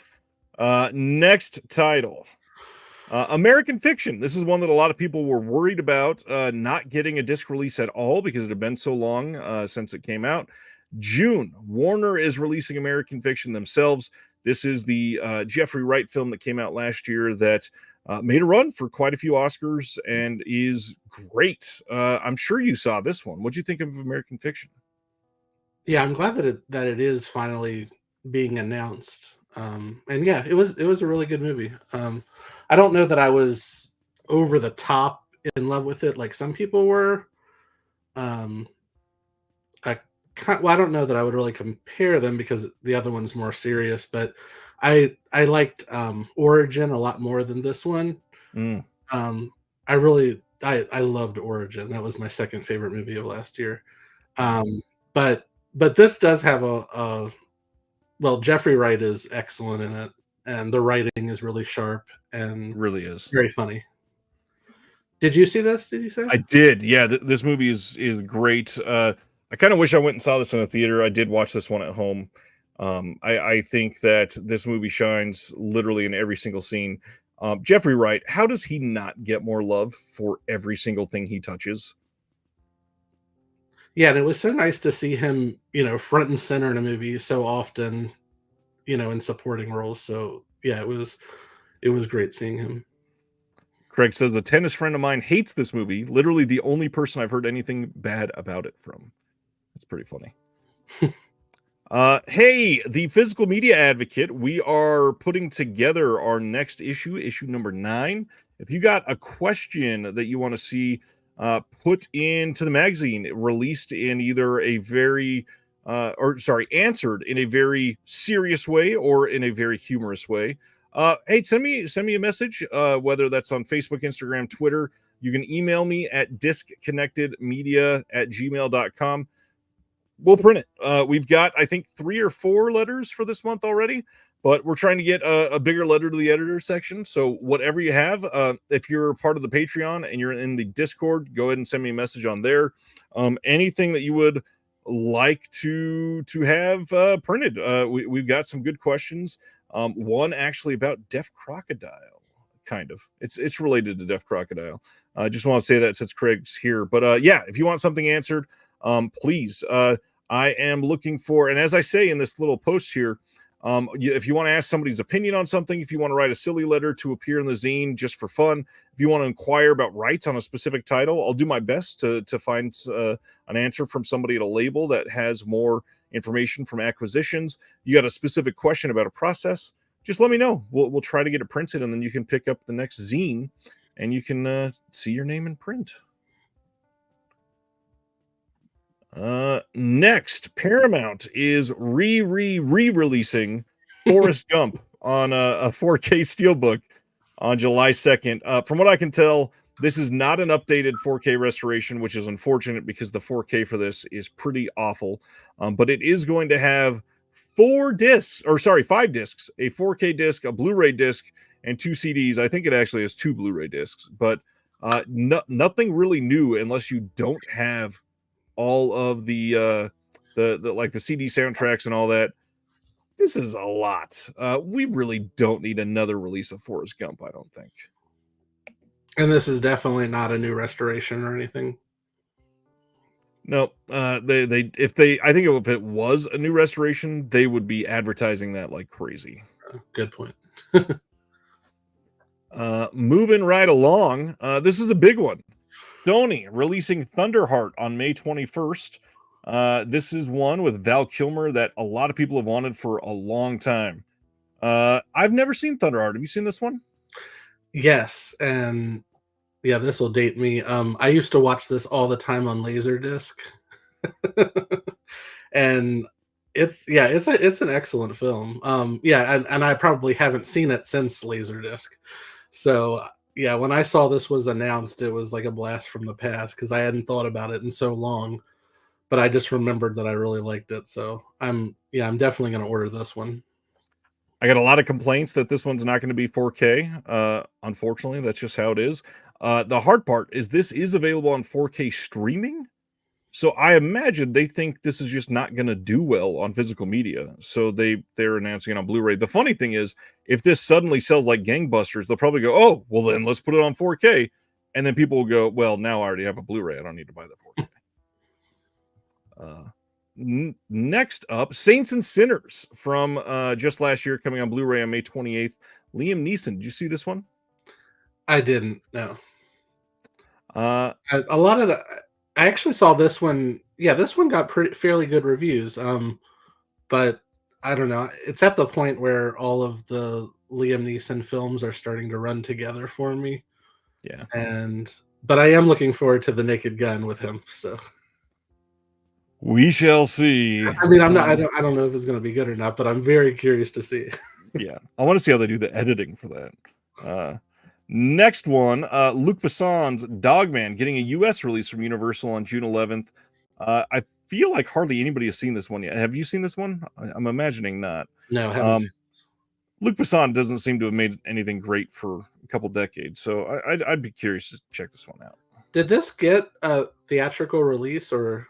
Not here. I think it did in the EU, basically. Okay. Just a couple more before the big ones that I want to talk about. Radiance put up their next 6-month subscription you can do to July to December of this year. And the big news here is that they fixed it so you don't have to check out 6 different times to get 6 different shipments. You can just check out once and get 6 months worth of shipments package each month. They fixed that. It was really annoying last time if you tried to go and get a subscription from them. So check out Radiance if you're into the second half of the year. Here's a little movie. Taxi Driver getting a standalone 4K release in a steelbook on June 25th. This is the exact same discs from that Columbia Classics Volume 2 set that it was a part of. Taxi Driver's pretty okay. How do you feel about Taxi Driver, Dustin? Oh, it's great. I mean, and yeah, I have the Columbia Classics box set, so I won't be getting this one, but I'm glad that it's finally getting its own separate release for those who weren't able to get that. This is one of very few. Classic. Yeah. This is one of very few in those box sets that have gotten a standalone release. So everybody check this out. The 4K looks absolutely stunning. I've got that Columbia Classics too, and it looks great. This following Taxi Driver is just hilarious. June 11th, Shrek Forever After is coming out on 4K from Universal. Yes, they're also putting out a Shrek 4 film 4K collection if you really want that. And this is where my patience pays off because I knew that they were going to do a box set once all 4 of them were out, so I refused to buy these because I really like the first 2. I would need to rewatch the third and fourth one, but I do like the first and second one. This is better than the third one for sure. Everybody calls the third one Shrek the Turd. But yeah, I do want the collection of these, so I will be getting that. I love animation on 4K, so when it's done right, it looks amazing. Just a reminder, you can pick up the newest issue of the Physical Media Advocate from Cinema Classics. If you are buying physical media already, there's no reason not to. Specifically, if you go to Cinema Classics and spend $75, look at that. You can put in the comments, Physical Media Advocate, and he'll send you one for free. That's an incredible deal. And the big thing for him, he's got multiple deals. If you buy 6 releases, you get the 7th one for free. You get free shipping over $60. And if you buy stuff with 5 different release dates, he sends you all of them as they come in, so you don't have to worry about all of them waiting until the last one arrives. Cinema Classics is a pretty great place. Check it out. And pretty soon we'll have some more announcements about some other retail locations selling the Physical Media Advocate. The other big thing, we're going to come back to this at the end of the other announcements, but I want to cover this, and then we got the stuff I'm super excited about. May 21st, Sony is releasing The Vertical Ray of the Sun as part of their Sony Pictures Classics line. This is coming on Blu-ray. I've never seen this one. This is a Vietnamese drama. This is supposed to be great. Sony Pictures Classics kind of always knocks it out of the park. Have you seen this one? I haven't, but yeah, I'm in just from the Sony Pictures Classics, the cover. I'm actually surprised I haven't heard of this one prior to this announcement, because it seems like something I would have heard of. But yeah, I agree. Before we go to our next announcement, I figured for the next little batch, it might be useful to have some help. So to have somebody here to introduce the Terravision titles, let's bring in Mr. Brad Henderson. I got my Harry Potters on, so just for you. Nice. Dustin, Brad, Dustin Putman. Hey, Brad. Nice Hello, to meet Dustin. Nice to meet you. I know you're a big fan, so thank you for always taking pictures of, because you do the, like, on the stairs or something? On the stairs, yes. Yeah. Did you, well, I don't know if you were on earlier, but did you see I received a River in the mail today? Oh, no. I joined in when I think you were talking about Luc Besson. So, yeah, no, it looks... It's a beautiful... I don't have a copy yet, so I'm glad it looks good. Oh, I got one before you? That's awesome. Yeah, no, I'm always usually last. So, you know. But anyways, yeah, no, it didn't get a theatrical release here because he was going through all his allegations during the time. I was going to see it in Texas, but I got COVID at Fantastic Fest when it premiered there. So I didn't get to go. But yeah. Oh well. Well, welcome, sir. Last night, big release night for Terravision. We had a big live stream that went just about 2 hours last night. Covered 4 new releases on home video. Covered a vinyl LP release. First thing, we're gonna get into some of the titles in just a moment. How's the reaction been in your mind? Reaction's been good. It's always one of those things where you have different expectations for everything. And then, especially when you have 4 titles in an LP, we're very happy with the response. But yeah, I mean, everything's been going okay. But it's only been 24 hours. Right. So, imagine things will pick up over the weekend. And my biggest thing is I hope people will give a shot on the contemporary stuff, because I know people will dig the stuff we just announced, but it's the contemporary stuff that's what I'm most anxious about. So. Well, let's go through all of those. We're going to cover the contemporary sale and the announcements. So first thing, we announced an old Kung Fu Master. This is from 1981. This is one that is really important, primarily to simply preserve this film. Why don't you tell us the story behind that one and why it looks the way it does? Yeah, so I love kind of those chop socky. I mean, I love all action films and stuff from Hong Kong, Taiwan, all those things. But just like how I am with horror and exploitation and even the stuff that I did at Vinegar Syndrome. I kind of like the nitty and gritty, forgotten about, lost stuff. And there's a slew of these types of films that just never got a decent treatment at all, and mainly was just kind of even bootlegged on tapes. I know Wu-Tang Collection had a lot of these at one time. I think a lot of them were bootlegs, but again, no one really claims the rights on some of this stuff. However, we actually did find the rights owner on this stuff. It basically this.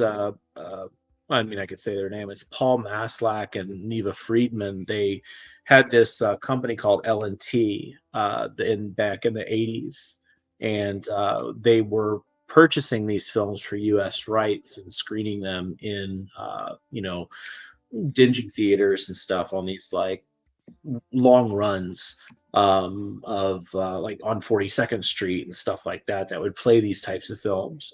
And they bought a ton of this stuff for the U.S. and it just kind of sat with them because they never really thought about home video, even with tape. It was mainly to make money theatrically because that's where the big money was. And it's kind of changed hands a couple times, and they have basically a sales rep who's a pal of mine, and we licensed quite a few of these films. The only issue is that there's no material because they didn't really keep their prints or they had to send them back. So we have to find film material, which is very rough on these types of movies because it's a lot of these things were just thrown away. They weren't preserved in the sense because they really weren't by a big studio or anything. And most of the time, like these were made for cash grabs, and a lot of them had music that, I mean, you listen to Game of Killers, don't report us to the Pink Panther rights owners because the Pink Panther music plays in Game of Killers numerous times. And some Ennio Morricone as well. But so it's just like that's just kind of how they made these films. So Old Master, very much like Game of Killers, we were able to track down a print for it, and it was bad. It was in terrible shape. Probably the worst I've ever seen, honestly, with these films. Like when they opened up the canisters, it was like liquid at the bottom. And it stunk really, really bad. And when you smell something, like when you open a canister and you get a whiff of that vinegar smell and it hits you and almost like knocks you back, you know that your film is in pretty bad shape. But we have a pretty good team of people that do this stuff. So we cleaned it up, ran it through. It was basically bright pink magenta. And we had to get it back to what we would think that this film would look like. So our colorist, Steve, he worked really, really hard on Game of Killers and this. It brought it back to life. And there's a lot of damage on these two films. And, I had that kind of internal debate that, obviously we want to do restoration because that's important. But with these films, like, there was so much damage. It was like we could do some stuff, but it would still look beat up.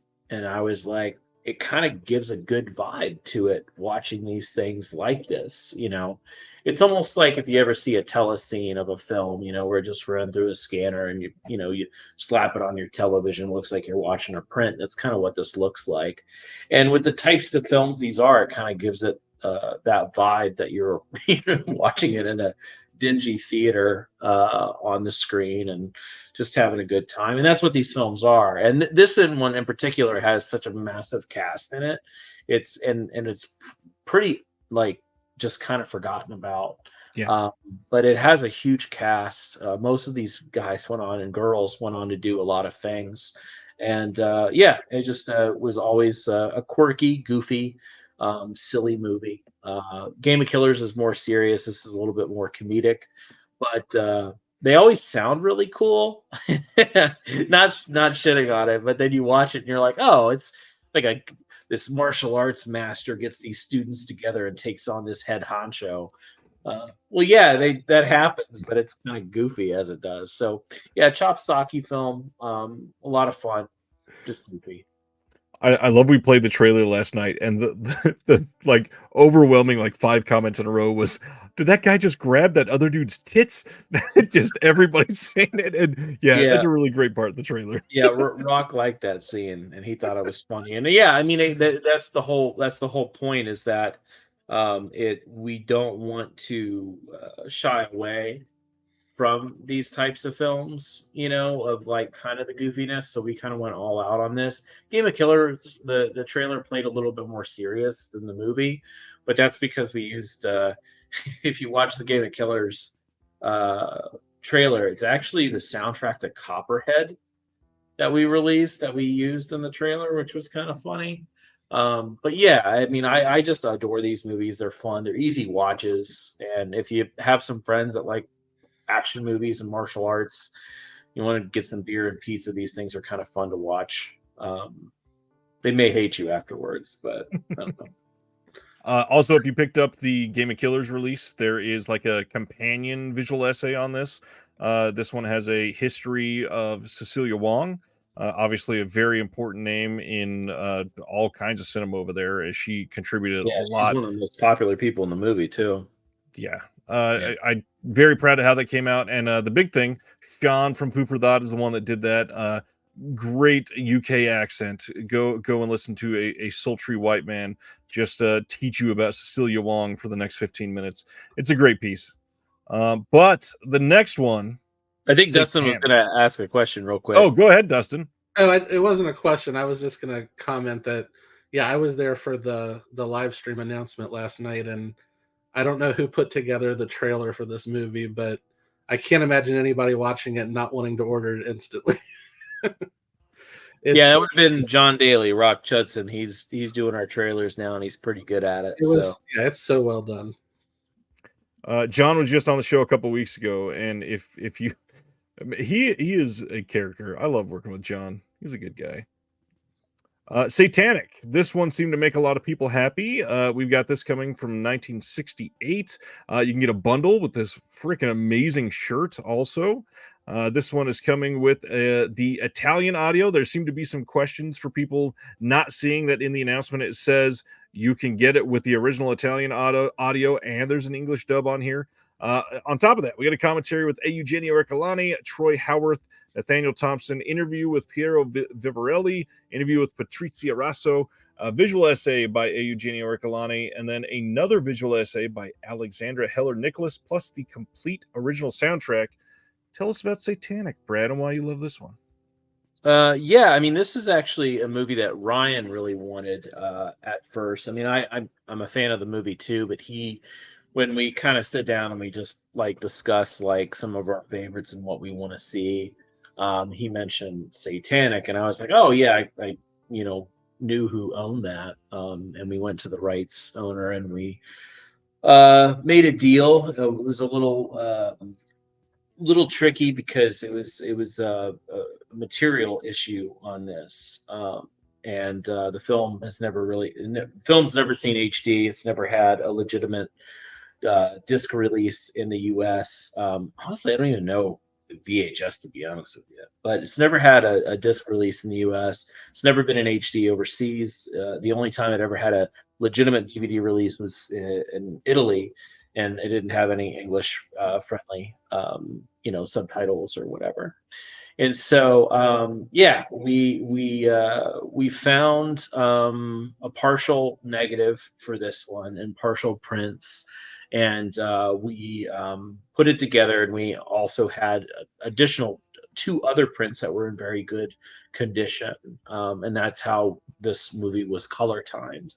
And we did the color grading on it because it was they weren't faded. One was not faded hardly at all, which was actually kind of remarkable, being it's incredibly old. And we went through and we did this whole new color grade on the film, because if you see the film on these DVDs and bootlegs, the color is completely off. I always joke.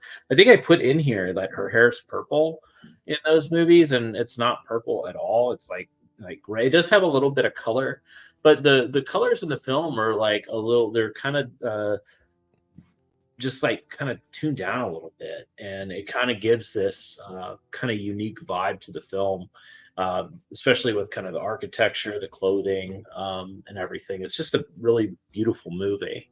And yeah, it's if anybody's familiar with, like, these 50s 60s Euro spy, like these comics that What Satanic's based on. I mean, there's kind of a few other films like this that came in around the time. I think like the cat with the golden claws or something like that, or the golden cat with the golden claws with the cat girl, I think is what it's called.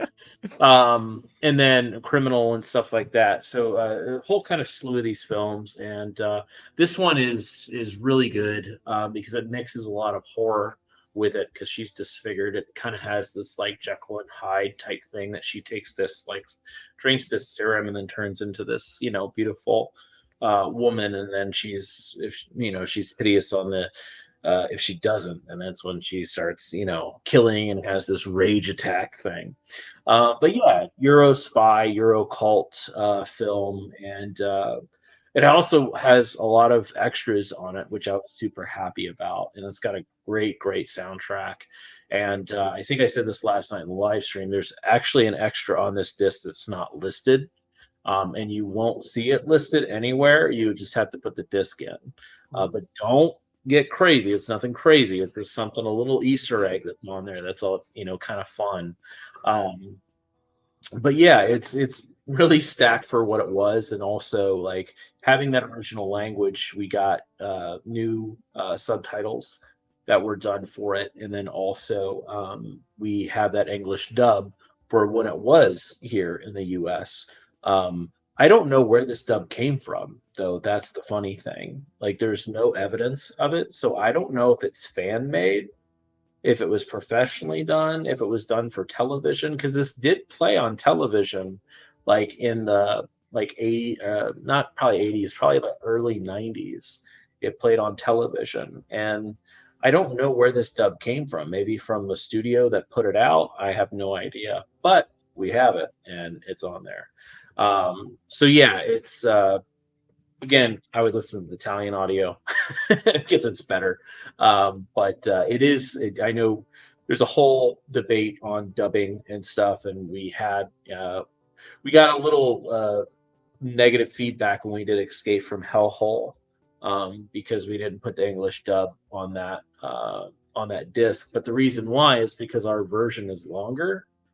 So we had that debate, like, do people just watch the movie like in silence? Like, do we just cut it off and like they have that, or do Right. we put like do we put the dialogue and then have subtitles for a few minutes, and then? But I was like thinking, like, immediately people are going to watch this and then turn it off and email us immediately, and we're going to have this huge problem with people not understanding, even though, because I know people don't read. So we have the longer track in the movie. I mean, people don't read. It's just a fact. It's just no offense. It's just people do not read. Right.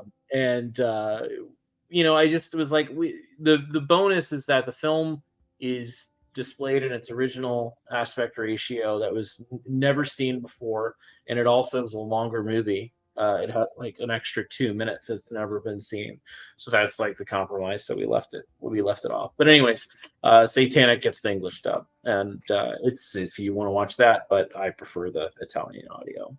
Do the actors speak in Italian, or? Yeah, in this movie, it was a straight up Italian production. So Okay, I wasn't sure if it was like a lot of giallo where they were speaking English, but then it was dubbed. no, I don't think anybody speaks English in the movie. Yeah, I don't know. It's because it's also it's a Spanish Italian production. But I don't think anybody speaks Spanish in the movie. It's just that the film, like some of the producers and what they were doing around that time, because these films were very, very popular, especially in the like 1968 to 1972. These were huge moneymakers in Italy. Any other thoughts on Satanic Dustin? Excited about this one? Oh, I can't wait for this one. Yeah, this is something that, I mean, this is why I love Terravision, because before last night, I had never heard of this movie, but after seeing the trailer for this one also, I couldn't wait to get a hold of a copy of it. So yeah, it's one of those movies it is kind of unseen and not known. This one was a little fun because we didn't tease this at all, so no one knew that this one was coming. We didn't share any like restoration pictures or tease nothing. Which it's actually that's probably what we start doing because it's a lot more fun that way. And we've also had like announced and teased a bunch of other stuff, but this one was a lot of fun to unveil. Well, speaking of that, one of the worst kept secrets. And this one was announced, but man, Mr. Wynorski himself wanted to spoil everything. Papatopoulos. This is coming in May as well, coming on Blu-ray, and the list of extras on this is staggering. But Brad's favorite part, you can order it in a bundle with this glorious T-shirt. This is just brilliant. Just to let you know how things run at Terravision, I came up with that 12 hours before we went live. T-shirt. Because we had like a nail gun shirt and we had a satanic shirt. We weren't going to make an old master shirt because that'd be weird. But yeah, it was Papatopoulos. It was like, man, what can we do? Because a promotion that they did back in the day, they did socks for it. They had Papatopoulos socks during like its initial like DVD release. So I was like, that's unique, but I don't want to do that. And so like I just remember like listening to so many Jim Wynorski like commentaries and interviews, especially in Papatopoulos. He'll just flat out says, I hate it. If he doesn't like something, he'll just say, I hate it. And it was funny because we asked for his permission for that shirt like yesterday. And I said, and Ryan was like, can you call Wynorski and ask him if like this is cool? And he was like, do you think he'll like it? And I was like, no, he'll say, I hate it. And he'll say it's okay. Like that's just how Wynorski is. Like so yeah, it's a common thing that he says in this. You'll hear it like maybe you have a drinking game. Drink every time you hear Wynorski says I hate it in Papatopoulos and you'll be drunk. But we announced this. I know Jim has been talking about this. We just kind of like ignored it, but he was talking about it on his Facebook account for like probably a month or two, talking about how Witches of Breastwick was coming out. But yeah, we announced Papatopoulos a way back.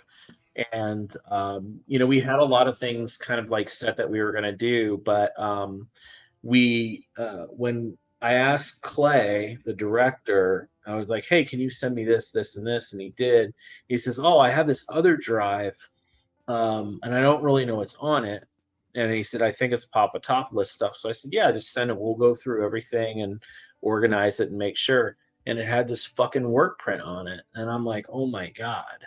Like, that is insane.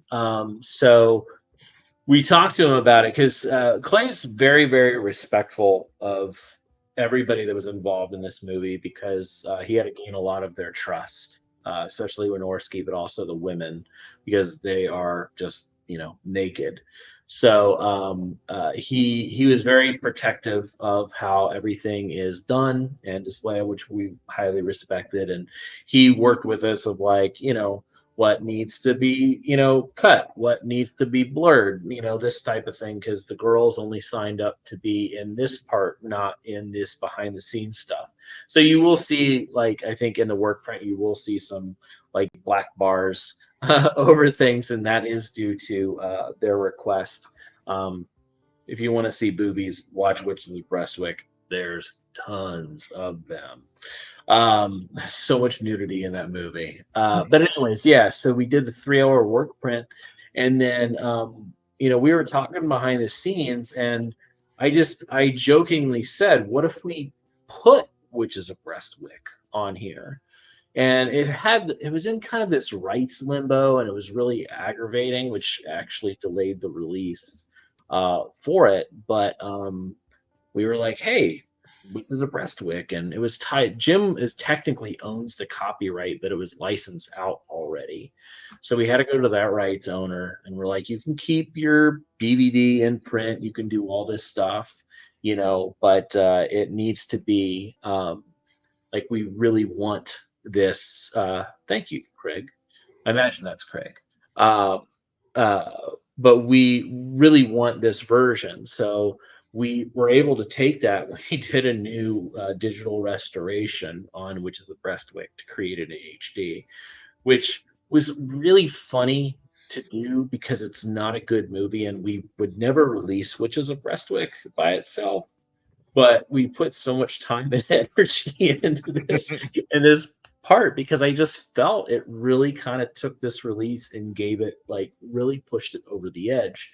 Because I mean, I don't want to sound like an asshole, but if we don't like win something for Papadopoulos, this fucking release, I don't know what to do. I guess literally like 6 months and probably even longer doing all this stuff, and it's some new interviews, archival stuff. We dug up quite a bit of archival stuff that never really made it, and we also kind of redid a lot of these extras. And some of the footage was rough, because when Clay shot this, he needed to be out of the way.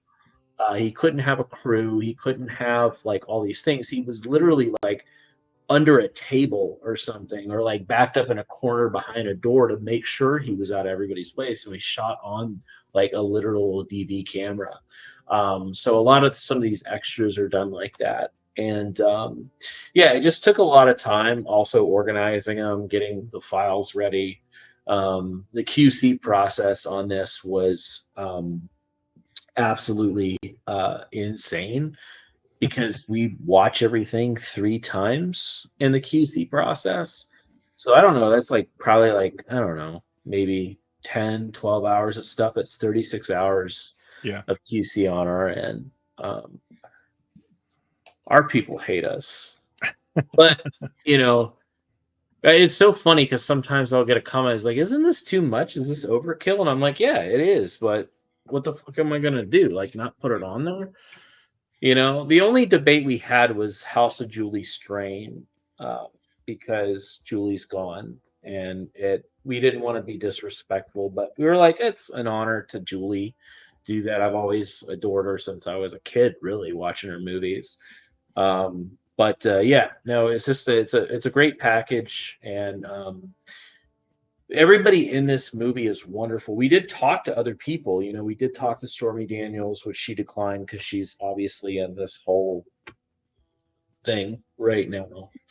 Julie K. Smith declined. I think, because a lot of these women, they're getting older, so they don't want to be on camera, that sort of thing. Monique, she is an absolute all-star, gorgeous as ever. And of course, she got in front of the camera because she's doing all these big ass fucking commercials, which her trailer reel, that Monique Parent trailer reel is on there. It's literally her trailer reel that she gives to big companies. And I think her Target commercial is on there, and like all these other big companies. She does all this shit. It's funny. She's great. But yeah, it was kind of it was a big passion project, and I could talk hours for this. I think the biggest thing with Papadopoulos is, even though it's a documentary, it doesn't feel like that. It feels like a comedy. It feels like a written comedy in vein of like American movie meets Curb Your Enthusiasm, of a filmmaker who is literally trying to cut days and cut time just to do it, to get done quicker. And Jim is so unique as far as like who there's not too many people that could get away with what Jim does and says, but he's such kind of like this teddy bear loving person who is also incredibly grumpy, and just like once like he doesn't. I think at one point, like in the doc, he's like, "So we're gonna go out here and shoot this. We got 2 lights, and we're gonna shoot the rest of this bullshit." And he just like talks about how the movie's bullshit the entire time. But yeah, it was a I love this movie, and it was a big inspiration when I saw it back in the day, because that's the other thing, it inspires you as a filmmaker, probably of what not to do. But yeah, I love it. If you are watching this and you've been watching the channel for a long time, this phrase "restore the Wynorski verse" is probably common to you. Will uses that all the time, and I will say this visual essay on here. You might see somebody that looks a lot like Will wearing a wig and just doing a very love letter specifically to Wynorski. I will say no more because the comedy hits if you watch that for the first time. It's very funny. It was funny because when we went, because Clay, the part of our deal with Clay, which I usually do this with all the filmmakers because it's a trust thing, is I say if they want to be involved, I have them give the green light on everything. We don't do any extras, which this because we went back and forth on this with kind of editing things together. Yep. Is that Clay watched it and he like didn't understand what was happening. And he was like, I guess this is funny. And I'm like, it is funny. He's like, he's like, it's fine. He's like, there's nothing offensive. It's just like, what are you guys doing? And I was like, I don't really know. I was like, these guys are doing their own thing. I was like, I trust them. Yeah, I think it's funny. And he was like, whatever. Dustin, you a Wynorski guy at all? Looking forward to this? I've seen Wynorski films in the past, but I don't think I'm the fan that Dodson is. But I think everybody's seen a Wynorski film at some point. But I love. Yeah, you don't even know you did. That's the crazy thing. But yeah, I love any documentaries about making movies and behind the scenes and all that. So yeah, I'm all over this. This is one of those things that if you are into like like Brad said, genuinely inspiring, this is just like a scrappy sort of documentary. Just again, like that Robert Rodriguez, Lloyd Kaufman type of go out and just make the fucking movie already type of feeling. It's great. Yeah, you could have a killer weekend by reading like Rebel Without a Crew, watching American Movie, and watching Papatopoulos. I feel like you could make any movie you wanted to do. So I agree. Will says, whatever, LOL, I will take that review. it's funny, because the thing about Clay is he's so successful in what he does, and I just wish he like made more documentaries. But he's such a funny dude, and he was really just fun to work with and trusted us 100% because the movie, we licensed it from him, right? So yeah, it was. But yeah, this movie was a long time coming. Like I mean, it's kind of real. It's weird when you I'm sure if Craig's still in here, he can probably talk about this a little bit. Is that you work on something, you conjure up the idea, you talk about getting the movie out, or you talk about the movie you want to do. You search the rights, you find the rights, you create a relationship. You do all of this other stuff, getting it together. You do your restorations, you do your, interviews, you do your behind the scenes stuff, you get all the packaging together, you put it up, and it's like putting your kid, like it's literally from birth to like giving him out to like graduating. And you have this journey with the movies. So that's why I think, companies, when something doesn't do well, it kind of hurts, right? Because you spend, none of this stuff is really done quickly. There are films that you can like, things do come together nicely and quicker and easier. But something like this, it took, we announced that in like May of last year or something. August. I think this is one of the August titles. Oh, August we did that. Okay. Well, we acquired it like probably I would say January or February um, of handing our baby. That's exactly what it's like.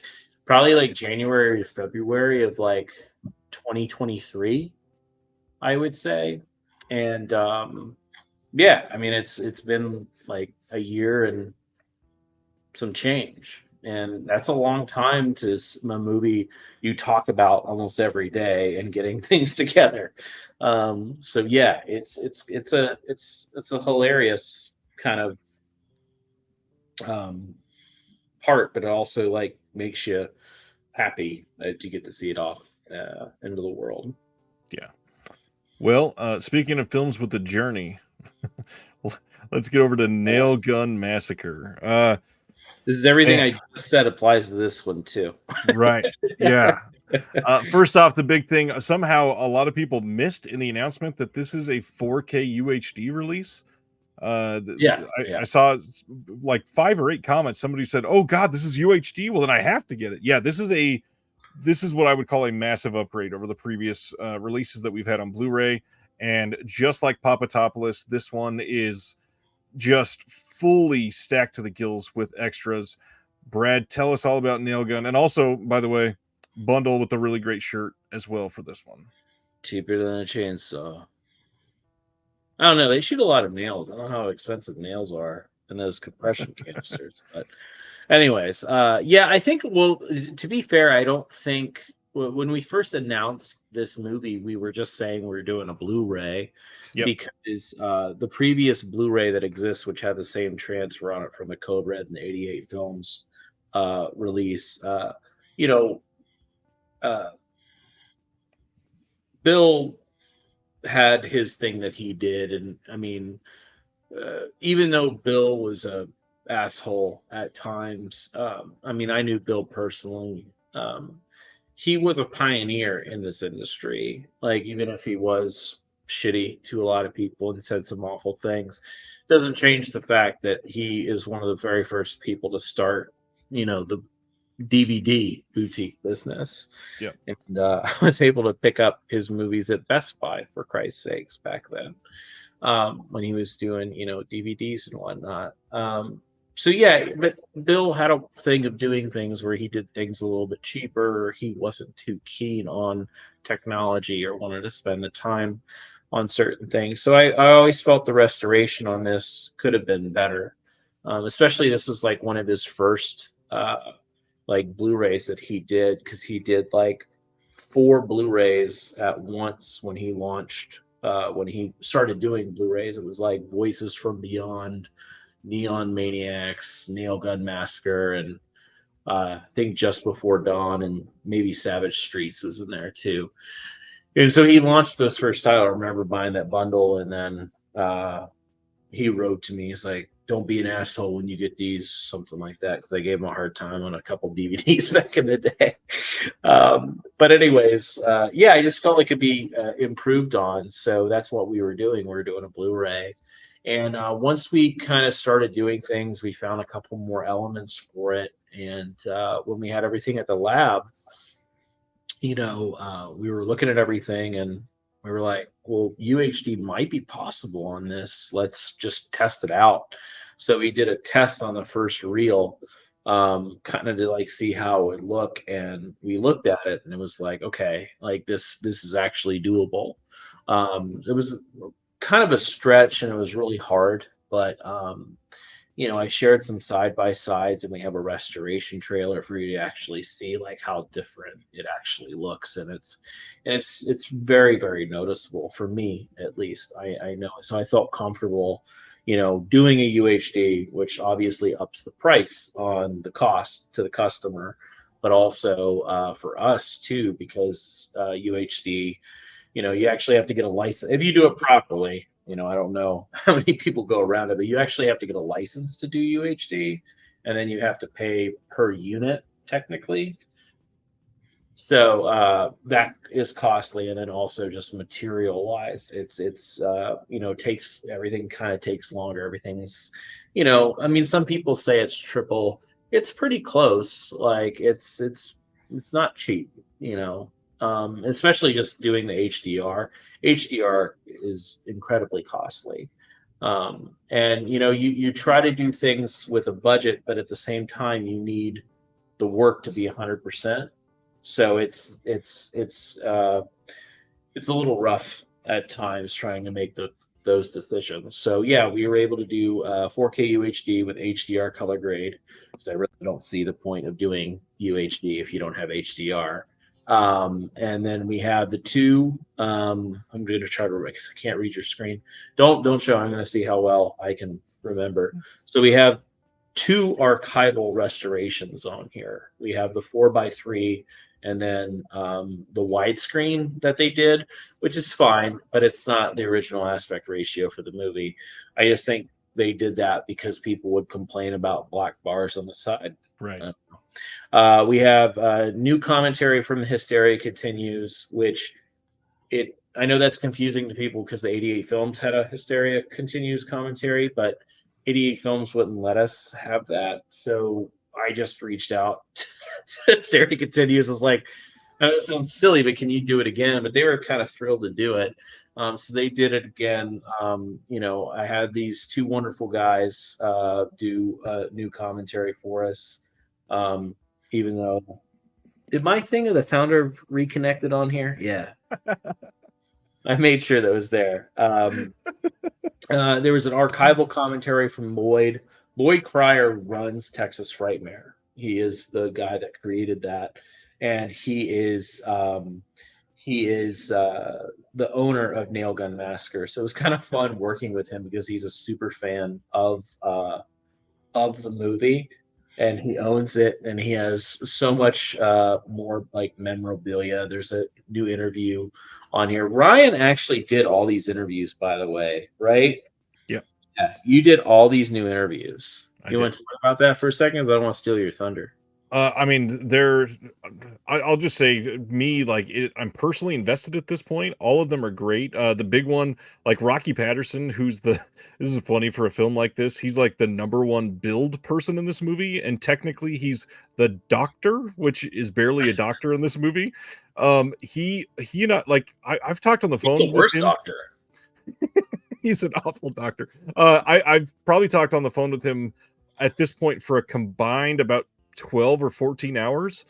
He literally called me this week, not even knowing that we were announcing it this week. He's just, hey, just checking up on you from down here in beautiful down Texas. And we just chat randomly.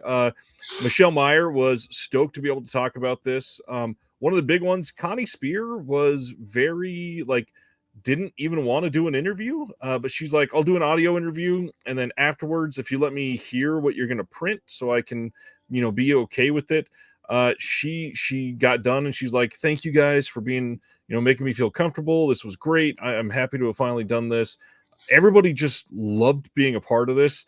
And if you really want to see one of the funniest ones, Kit Connolly, she's in this movie for less than maybe 3 or 4 minutes, and she's just like, yeah, Terry Lofton came down to the strip club I was working at and said, anybody here with big tits that want to be in a movie? And so I said, yeah, why not? And it's great. The interviews are super fun.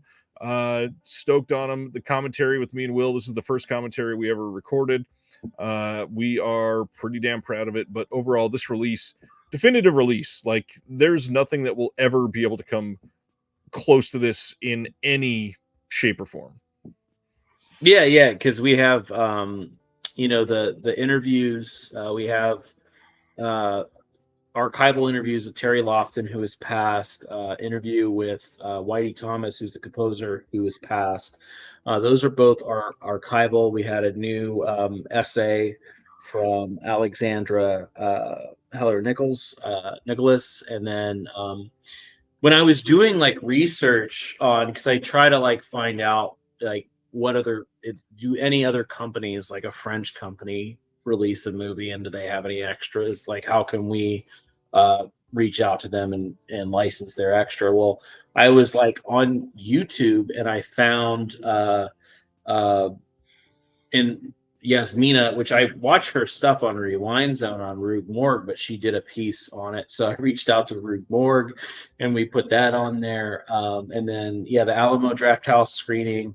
I'm trying to look at here. I can't. The locations featurette and Nailed. Oh, that would have been so much more helpful. You told me not to do anything, so I left it the first time. Oh, I just didn't want you to take away your screen, but that's fine. So yeah, the Alamo Drafthouse screening that's a old archival stuff. Location featurette. So the location featurette and the Nailed, the making of that's from Synapse off their DVD. Dawn and Jerry were very generous in letting us use those. Nail Gun Q&A with Joe Bob, outtakes, bloopers, which I think the outtakes and bloopers, they're disappeared. The only way they survive is through that Synapse DVD. No one knows where those went. Wow. Because those were actually film reels that were scanned back, like when they did that DVD. No one knows where they're at. So those are actually extracted from the Synapse DVD and put on there. Promotional trailer, which there's actually no trailer for this movie. Apparently, I didn't know that. I tried finding a trailer. All there is this promotional sales trailer that they cut together to sell the movie back in the day to video companies. And then we created new subtitles, which Michael Keane did, which are kind of funny because there's some things in the movie. It'd be actually fun to kind of go back, and it would have been funny to do that as probably an extra, is Michael Keane and I talking back and forth of trying to figure out what the characters say in the movie. Because there's a couple moments in the movie where you have no clue. Like there's that scene where those people are having sex up against a tree. Yep. And she says, oh my God, I can't, if you, when you watch the movie, she says the most ridiculous things to him. And I don't know if they're ridiculous or if she's just mumbling and we didn't understand.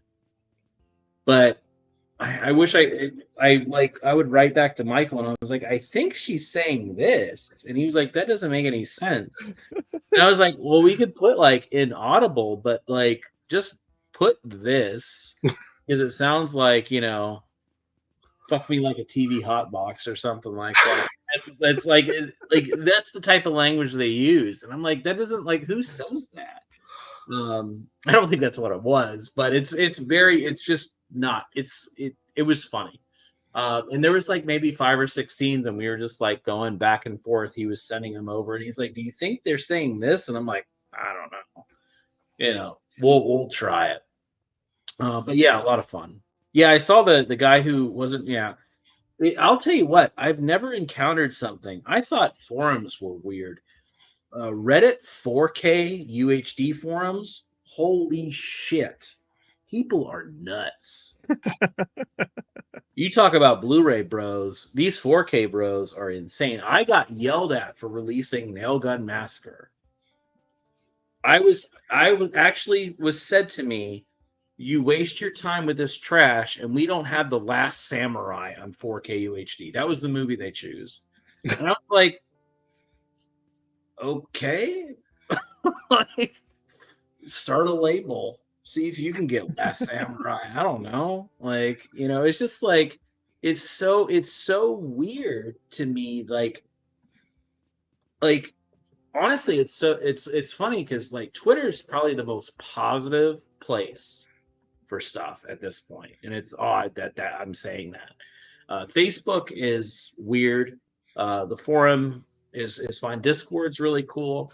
But yeah, I saw so much negativity, and I just laid into people. I just was like, you're not going to buy anything ever from us anyway, because there's no way you're going to buy fucking, Copperhead or fucking Hollow Gate. So right. I was like, what exactly is your problem? Like, just don't buy it. And they're like, you're taking advantage of us and the format. And I'm like, just please block me.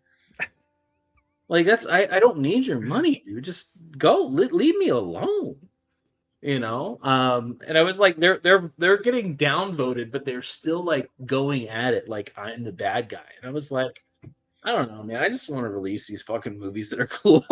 Like, I understand Panic Room isn't on UHD, but I want it too. But like, okay, yeah, I see. Poor Craig getting yelled at.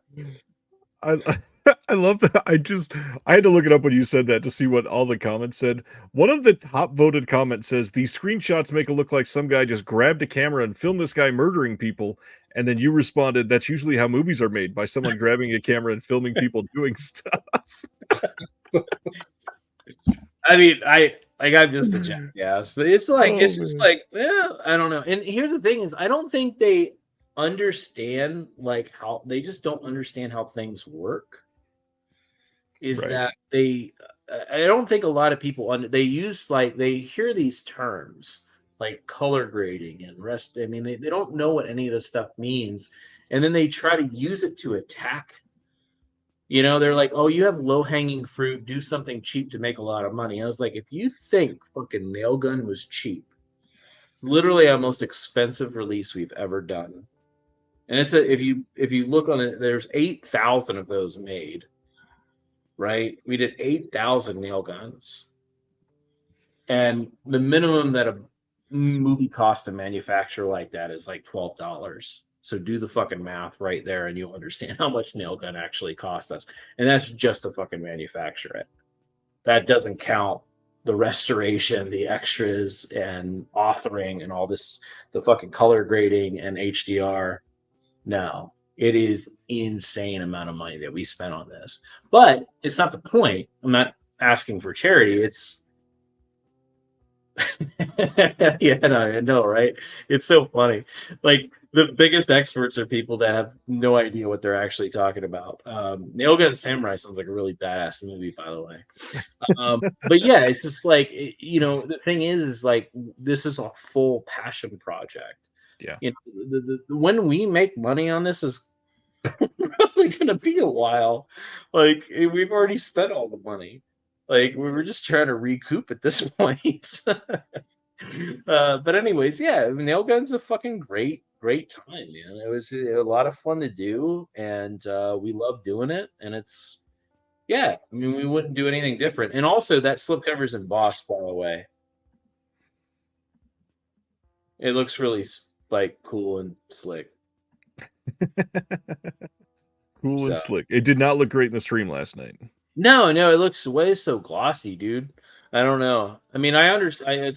I always laugh because I watch those like people cover like Blu-rays for companies and stuff on YouTube or our stuff, and like they like try to hold their hands so it doesn't Yeah. glare, and it's like always looks like shit. Like don't even try it. So yeah, it's anyways, yeah, don't go to the Reddit 4K. The other things like the Bluetooth Blu-ray place, that's fine. All that stuff's cool, but 4K UHD, like, and then you get accused for making one post, and then you accused for slinging your shit. And I'm like, I'm just trying to let you know it's there. Like, because most people appreciate one, you telling them that the movie's available, and also like it's low stock. I've always had like, anytime I post a low stock post, 99% of the people are like, oh wow, thank you for telling me. I'm gonna go pick it up now. But when you do it on Reddit, man, they're like, oh, you're just pathetic. You're just trying to sell it. And I'm like, I'm just letting the people know, man. I'm just trying to let you know that it's low. Just delete the post or block me if you don't want to see it. Apologies. Dustin, any thoughts on Nail Gun? Oh, I would much prefer this on 4K than The Last Samurai, so there's that. It is a weird movie to choose. Like there's so many like, and it's funny they don't think that we like those movies. That's always like the accusation. And it's like, no, I love all the same stuff that you do. It's just that I love this stuff a little more. And this stuff is no studio is going to do this. The studio is going to release their own, Last Samurai, Panic Room, which I don't know when Panic Room's getting released, which is kind of ridiculous. But you know, we're not going to be able to march down and be like, hey, can we get Panic Room? Ain't going to happen, you know. Well, let's highlight the fact that we also have multiple bundles. You can get bundles with all 4 films. You can get bundles with all 4 films and the new LP. You can get the Satanic bundle, the Nail Gun bundle, the Papatopoulos bundle. There's bundles galore. On top of that, like Brad mentioned, there's a contemporary sale. 10 titles all on sale. If you get them without slipcovers, it's only $140. You get them with slipcovers, it's $190. Every title is discounted by itself as well if you just want to get 1 or 2, but the bundle price is ridiculously good for these. It is too cheap, to be frank. And you get a UHD. There's a UHD in there. Yeah, When the Screaming Starts is 4K. These are all newer films, and a lot of newer films don't get a lot of love from people from some of these boutiques. So I know you shared some love for 1 or 2 of these last night. Any others that you want to highlight? Maybe some different ones today? Yeah, I mean, I love everything, and yeah, I want to do more contemporary stuff, but again, people don't gravitate towards it because it's not old enough. It seems Ryan and I talk internally of that. If it's not 20 years old, people seem not to care as much. And I'm not saying that as a jab. It's just that's just the truth. But yeah, I mean, we put a lot of work into these. Like When the Screaming Starts was a tremendous amount of work because we went back. Like that movie, we went back to the original master because it was already mastered in 2K.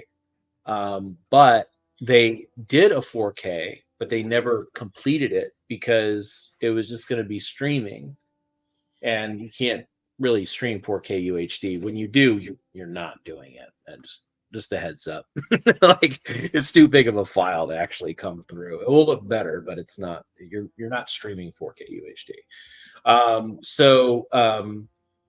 Yeah, we went back to with the director in their post house because they still had the files, and they were like, "Oh yeah, we can totally do that. Like let's go back and we'll finish that out. We'll do the color grading and everything." And it was a lengthy process, but it was fun for the director Connor because he got to actually revisit the movie real quick, after they just kind of finished it. But I guess that might have been annoying to him, but it was fun for us. I think he had a good time. But yeah, I mean, that had a whole new shebang, and that was incredibly costly on a movie that we knew that wasn't going to do very well. But if the opportunity to do UHD was there, we were going to take it. The other stuff, obviously, we couldn't do UHD on because they were already mastered in 2K or whatever. But yeah, Welcome to Hell, I talked about last night. That's probably my favorite of the batch. I've always loved Chocolate Strawberry Vanilla. That was a movie I used to work at Wild Eye releasing back in the day. And that was a movie that I really liked on that label. And I always felt, again, it kind of got shafted. It felt different.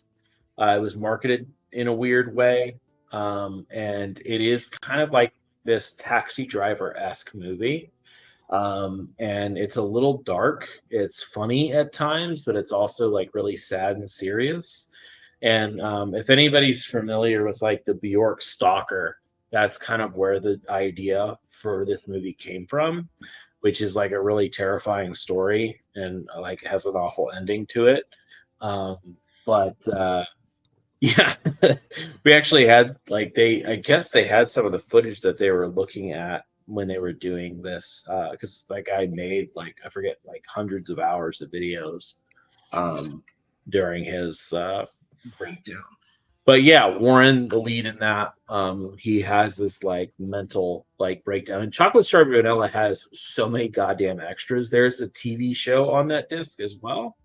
The first episode of the director's TV show that he did. Yeah, it's like 12 episodes or something. They're not long, but it's the whole fucking season's on there. And then Some Guy Who Kills People is another disc that is incredible. I mean, all these discs, aside, I think, from maybe Cube, are stacked. Just because it was weird when we try to do extras for Cube, all those people are like very popular in Japan, and they wanted like $5,000 for interviews, and I'm like, no, we're not going to do that. So I just went back to Vincio Natali, who created Cube, and he did it's a long interview on that disc. And he talks about Cube 1, 2, and 3, and then the remake, because he did supervise like the script on this. But yeah, I mean, All Jacked Up and Full of Worms is probably the one I would gravitate towards a lot, because it's a mixture of experimental film with like drama. It kind of feels like early 2000s stuff, and it's just a really bizarre druggy trip movie, and it's pretty like, if you're offended easily, I wouldn't watch it, because there's some weird stuff that happens in the movie, all fake, but but there is a lot of weird shit in that movie, and it hits too. It's like 70 minutes, and it just kind of, it goes all in. And Get My Gun, that was a long ass. I actually tried getting Get My Gun for Wild Eye releasing when I was doing acquisitions for them, but they already had kind of a plan in place for their own like DVD. And when that was actually, it was funny. Parasites and Get My Gun were two movies I tried to get for a Wild Eye releasing. It just didn't work out. And those are like the two of the first movies I signed when I joined Terravision and created it with Ryan. Well, I didn't create Terravision with Ryan. It was already existed, but we created the video side. But yeah, Parasites and Get My Gun were the first two that we picked up. But yeah, they're all wonderful films. It's just newer films are harder to sell, and this sale is just to spotlight them and hope that people give things a chance. We want to do more contemporary stuff, but not trying to whine here, but when it doesn't sell, it's kind of hard to continue to do. In this day and age, so many films are not getting physical media releases. They're just staying on stream. So, which inherently means in just a couple of years they're gone for good, basically. Yeah, like after the license is up with these streaming companies, they're just gonna disappear. And you think it's bad now with some of these older films. It's gonna be way worse, because in 20 years you're gonna be like, where's this movie? Or it's gonna come back and people, hey, remember this? And it's just not available. At least if it's on a disc, it's the longevity of the film will be a lot longer. And I want to do more, because I watch newer films all the time. But it just seems that as soon as someone sees that it's new, they'll either not be interested, or they'll be like, oh, I can just stream it. Which, sure, stream it and watch it if hopefully you like it. But, if you like it, maybe buy it, help the cause. Because at this point in time, there's so many, you could see so many films you can look, and just so much is not getting a physical media release. So, yeah. Well, thanks for hanging out and streaming 2 nights in a row. Yeah, it's not as late as last night, but thanks for having me. Not quite. We'll be on quite a bit later, though. So, yeah, thanks for hanging out. Everybody should probably go check out Terravision's website. This is, you said it last night, this is sort of like a relaunching of the label. This is like, hey, we got our shit together where everything's in stock and shipping that we had announced previously. And these are kind of incredible releases. This whole slate is like a remarkable achievement. And that's not just being stated as somebody that helped with them. These are like scary, great releases. Yeah. No, I appreciate it. And yeah, it is kind of like a fresh kind of go with what we're doing. And yeah, we have a lot more planned, a lot more surprises, stuff that people will never guess. It's going to get weirder. We got some popular films, some studio films coming. And people are going to be like, how the fuck did you get that? And it's like, yeah. If you want to answer one question, we had Dallas ask earlier, without revealing any titles, is Terravision working on any other 4Ks for other slashers? Yeah, we already announced Happy Hell Night. We're in the middle of doing the HDR color grade on that. We delayed it because we were trying to, as I said last night, it's Happy Hell Night has a spooky situation where the movie was made. They screened it for producers, and they were like, "We don't like this," so they hired another director to come in, and they reshot the movie. And they kept some original footage, and then redid a bunch of other stuff. And that is what we know as Happy Hell Night. And I'm like trying to find this version, whether it's a video transfer or what, and we haven't been able to. So we may just have to. I mean, I've been looking for like a year and a half, 2 years. We thought it might be in the Czech Republic where the movie is made, but the lab doesn't have anything there. But we'll keep checking a couple other places. But yeah, we have that, and then we have yeah. I mean, we've already announced Rocktober Blood, and we're working on that, which that won't be a 4K because it's a video transfer. We're in talks to do a few others that we're trying to license that are 80s slashers to give a UHD upgrade, or it's on UHD for the first time. We have a Lost film coming out that's going to be UHD, which is kind of funny. So it's never had a physical media release ever, and it's going to jump to UHD. It's a slasher film. It was made, I think it was made in 1989 and not released until like 92. And it was like a self-release they did.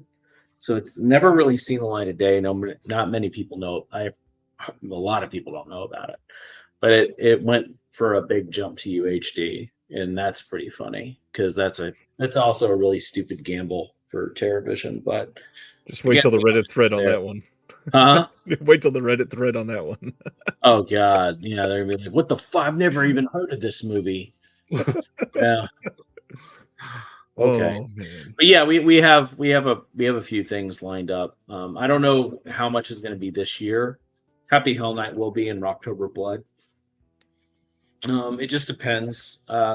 We have some shot on video slashers that we have that will be coming out. Shot on video will still happen. It's just that it's kind of. I guess we had Dreamstalker last month, but we got pinned as a shot on video label, so we're trying to like be smarter about not releasing so much shot on video, even though it's like only like 20% of our catalog. But right. Oh well. Well, again, thanks, sir. Thanks for hanging out. Thanks for answering some questions. Yeah. Thanks for all the kind things and everybody sticking around and you doing this, and you're still talking about Terravision, so I appreciate it. Always. All right. So I'll see you guys. I'll leave the studio so you don't have to boot me out, Dad. All right. See ya. See ya. Well, sorry for adding a bunch of extra time to the night. Hopefully that was a fun little addition. Let's finish. We only got a few left of the announcements. Shout announced a couple site exclusives. The first, how is this an exclusive? The Getaway from 1994. This is the Alec Baldwin and Kim Basinger starring film with Michael Madsen and James Woods. And they added a new random number from the Shout Studios dartboard of the limited numbers. This one's limited to 2,010 units. That's so random. I am now. I officially cannot track how they're doing this because the jump from 1,500 units to 1,620, at least it was around 120. That's okay. I could see that going up. But now this is 390 higher. That's not like inventories don't work like that. I don't know.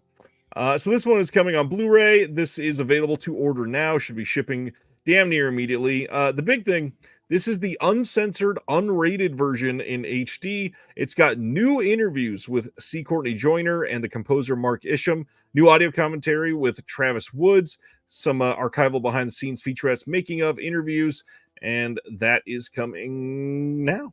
The Getaway. Have you seen this one? I just don't. Yeah. we've been through this before, but like I just don't understand how you go to the work of doing these new special features with these new interviews and commentaries, and then you release it, limited to the store like this. I just don't get it. So these are the ones that I mentioned earlier when we were talking about Warner licensing things and then them just putting it out. I almost wonder if Warner is requiring them to put it out like this to literally ensure that it fails, like Eric was talking about in the comments earlier. It won't make any money, so it's not like Warner looks like they made a bad decision because Shout's not doing anything with it, basically. Well, against my better judgment, I did order this today. Well, as usual, it came with a second one to entice you to upgrade for free shipping. And you can you can also order Death and the Maiden now from 1994 with Sigourney Weaver, Ben Kingsley. This one, the bonus features that they have listed is literally that it has audio. well, that's good. I saw this earlier and laughed so hard just realizing tonight I was going to be able to say that line. The bonus features is that this film has audio. The big deal is that this is a Polanski film. This is one that a lot of people thought would not be coming to HD in the States, and now it is. Of course, it is limited to 1,620 units because Shout, and it is a site exclusive, but you can get it now. Yeah, I remember this being a terrific film, so yeah, I'm glad that it's at least coming out in some form. So yeah, this is one I hope lasts because I want this one, but I don't want to pay $30 for it. That's why you got to get both so you can get the free shipping. Couple others announced later today. The Cleanse from 2016. This is coming out on May 21st from Sony themselves. This was a Johnny Galecki starring film. With Oliver Platt and Angelica Houston. Did you watch this one? Where was I in 2016? Because how did I miss this? Right? I never heard of this. And Angelica Houston and Johnny Galecki in a genre film sounds very intriguing. And I like the cover is really cool. So, I mean, I'm kind of intrigued by it. But yeah, I was shocked when I thought it was brand new or something. So I was shocked when I saw that it said 2016 because I definitely don't remember this coming out. I saw the press release and I literally, just like you, I had to go run to IMDb to verify because I was like, there's no way this is 8 years old. I've never heard of this. But yeah, Sony Pictures just randomly releasing something 8 years later. Then Kino putting out the North Star and Armored Attack from 1943. So the way this works, the Blu-ray includes Armored Attack as well as the newly remastered and complete original theatrical cut of the North Star, which runs 30 minutes longer and preserves Milestone's initial vision of the film before these politically motivated changes were made that they discuss in the post here. And this acclaimed original cut was nominated for 6 Oscars in 1943, including Best Cinematography and Original Screenplay. This gets a new 4K restoration of both of the cuts. New audio commentary for the North Star by Adrian Martin. New audio commentary for Armored Attack by Steve Mitchell and Stephen J. Rubin. So at least they are committing to audio commentaries for all of these. Glad this is coming out and sounds like a release that I would probably be interested in. What do you think? Yeah, same. Yeah, I haven't seen them, but yeah, I was actually shocked when you just said that it was nominated for all of those Oscars.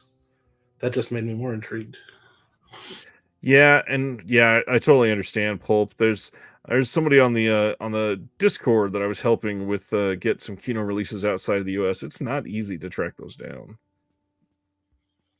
And finally, for new release announcements for this week, Warner Brothers in the UK, just like we mentioned earlier, getting a deluxe release of North by Northwest, the Hitchcock film from 1959, one that had 0 4K release prior. This is coming in the UK in a 4K Steelbook, lavish, huge release. We don't have an exact release date, but it'll probably be smack dab in the middle of the summer. And it's coming with all kinds of stuff. We're talking about a Steelbook, a rigid slipcase with detachable lenticular artwork, a Matchbox capacity envelope. We've got double-sided vintage poster, double-sided vintage art card, double-sided vintage bookmark, 3 double-sided art cards, a 40-page booklet. They are working on potential more features of what they're going to put on the 4K disc, but this looks like a remarkable release for a huge, huge title. And the big thing, this is only coming out in the UK. I can almost guarantee you that this is not getting a release like this in the US. It'll likely come just as a regular 4K release here in the States. This is great, but I would say if you want this and you really, really want this Hitchcock title to be this lavish release for you, get it sooner than later. This feels to me a lot like the Exorcist release from last year. If you don't get it early, you're not going to get this. Then I guess I'm gonna have to get it. Hitchcock. How do you feel about Hitchcock? Obviously, he's a master, but this is a big one. I love Hitchcock, and this is one of the greats. Yeah, I'm excited to see this on 4K. This is a pretty big deal. Man, again, that was a lot tonight. A lot of announcements. Thanks to Brad for hanging out. Sorry for taking up a little bit of extra time in the middle there. Oh no, I was glad to be able to finally meet him. Nice. One more thing that I had to share. I said we would come back after this. I will make this full screen to not make it awkward for just a minute for Dustin.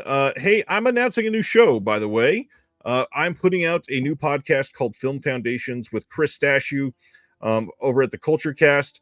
We are releasing one of these every single Wednesday, and right now you can go onto YouTube or on the podcast provider of your choice and check out episode 0. These are all going to be video and audio podcast. You can watch these on a different YouTube channel called Film Foundations. I've got the link in Linktree. You can search it on YouTube. You can search it on your podcast provider, and we explain the show in this episode 0. Every single episode is going to have a very firm, we are very specific on what you're going to hear in every single episode. We've got 4 different questions that we answer based on the topic. And what's crazy, I've gotten this question so many times this week. Pulp says, another podcast, when do I sleep? Funny enough, we've been working on this for months. We already have the next 7 months of episodes for this recorded. We are recording more and more of these. We're trying to get very ahead of ourselves so that we don't have to work on them so often. Like tomorrow, I'm recording 3 episodes of this. But yeah, we are doing a lot. This show is going to be really fun, I think. If you listen to what the show is, it is very encouraging to people that have ever really loved the topic that we're talking about that day or never known anything about the topic. And both of those conceits will be something that you go into an episode and have a reason to argue with, or have a reason to support, or have a reason to say, no, you guys are idiots for thinking this about these. But there's also a lot of episodes where we know nothing about the topic and we get an expert guest to explain to us some of the best reasons to get into the topic. So check it out. Every episode is going to cover either an actor, a director, a franchise, or a micro genre.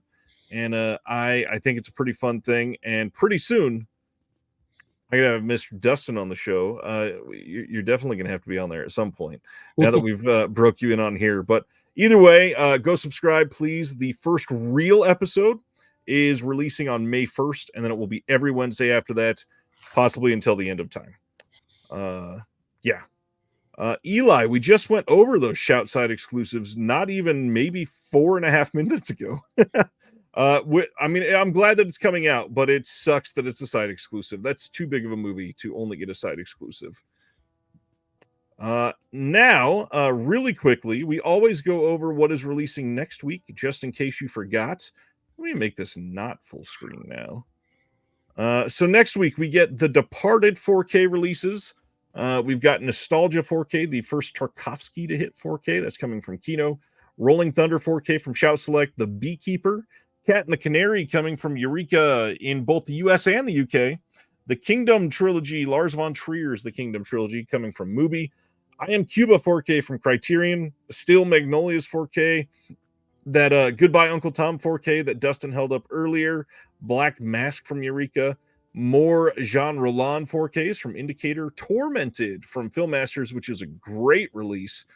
Then the Scarface Mob from Arrow, Drive-Away Dolls from the studio, a couple other random ones like Monolith coming out from Wilgo, Household Saints coming from Kino, graphic sexual horror coming from Synapse, Hansel and Gretel media book coming from Cape Light, the next Something Weird compilation from Kino called The Road to Ruin. That one's coming out next week.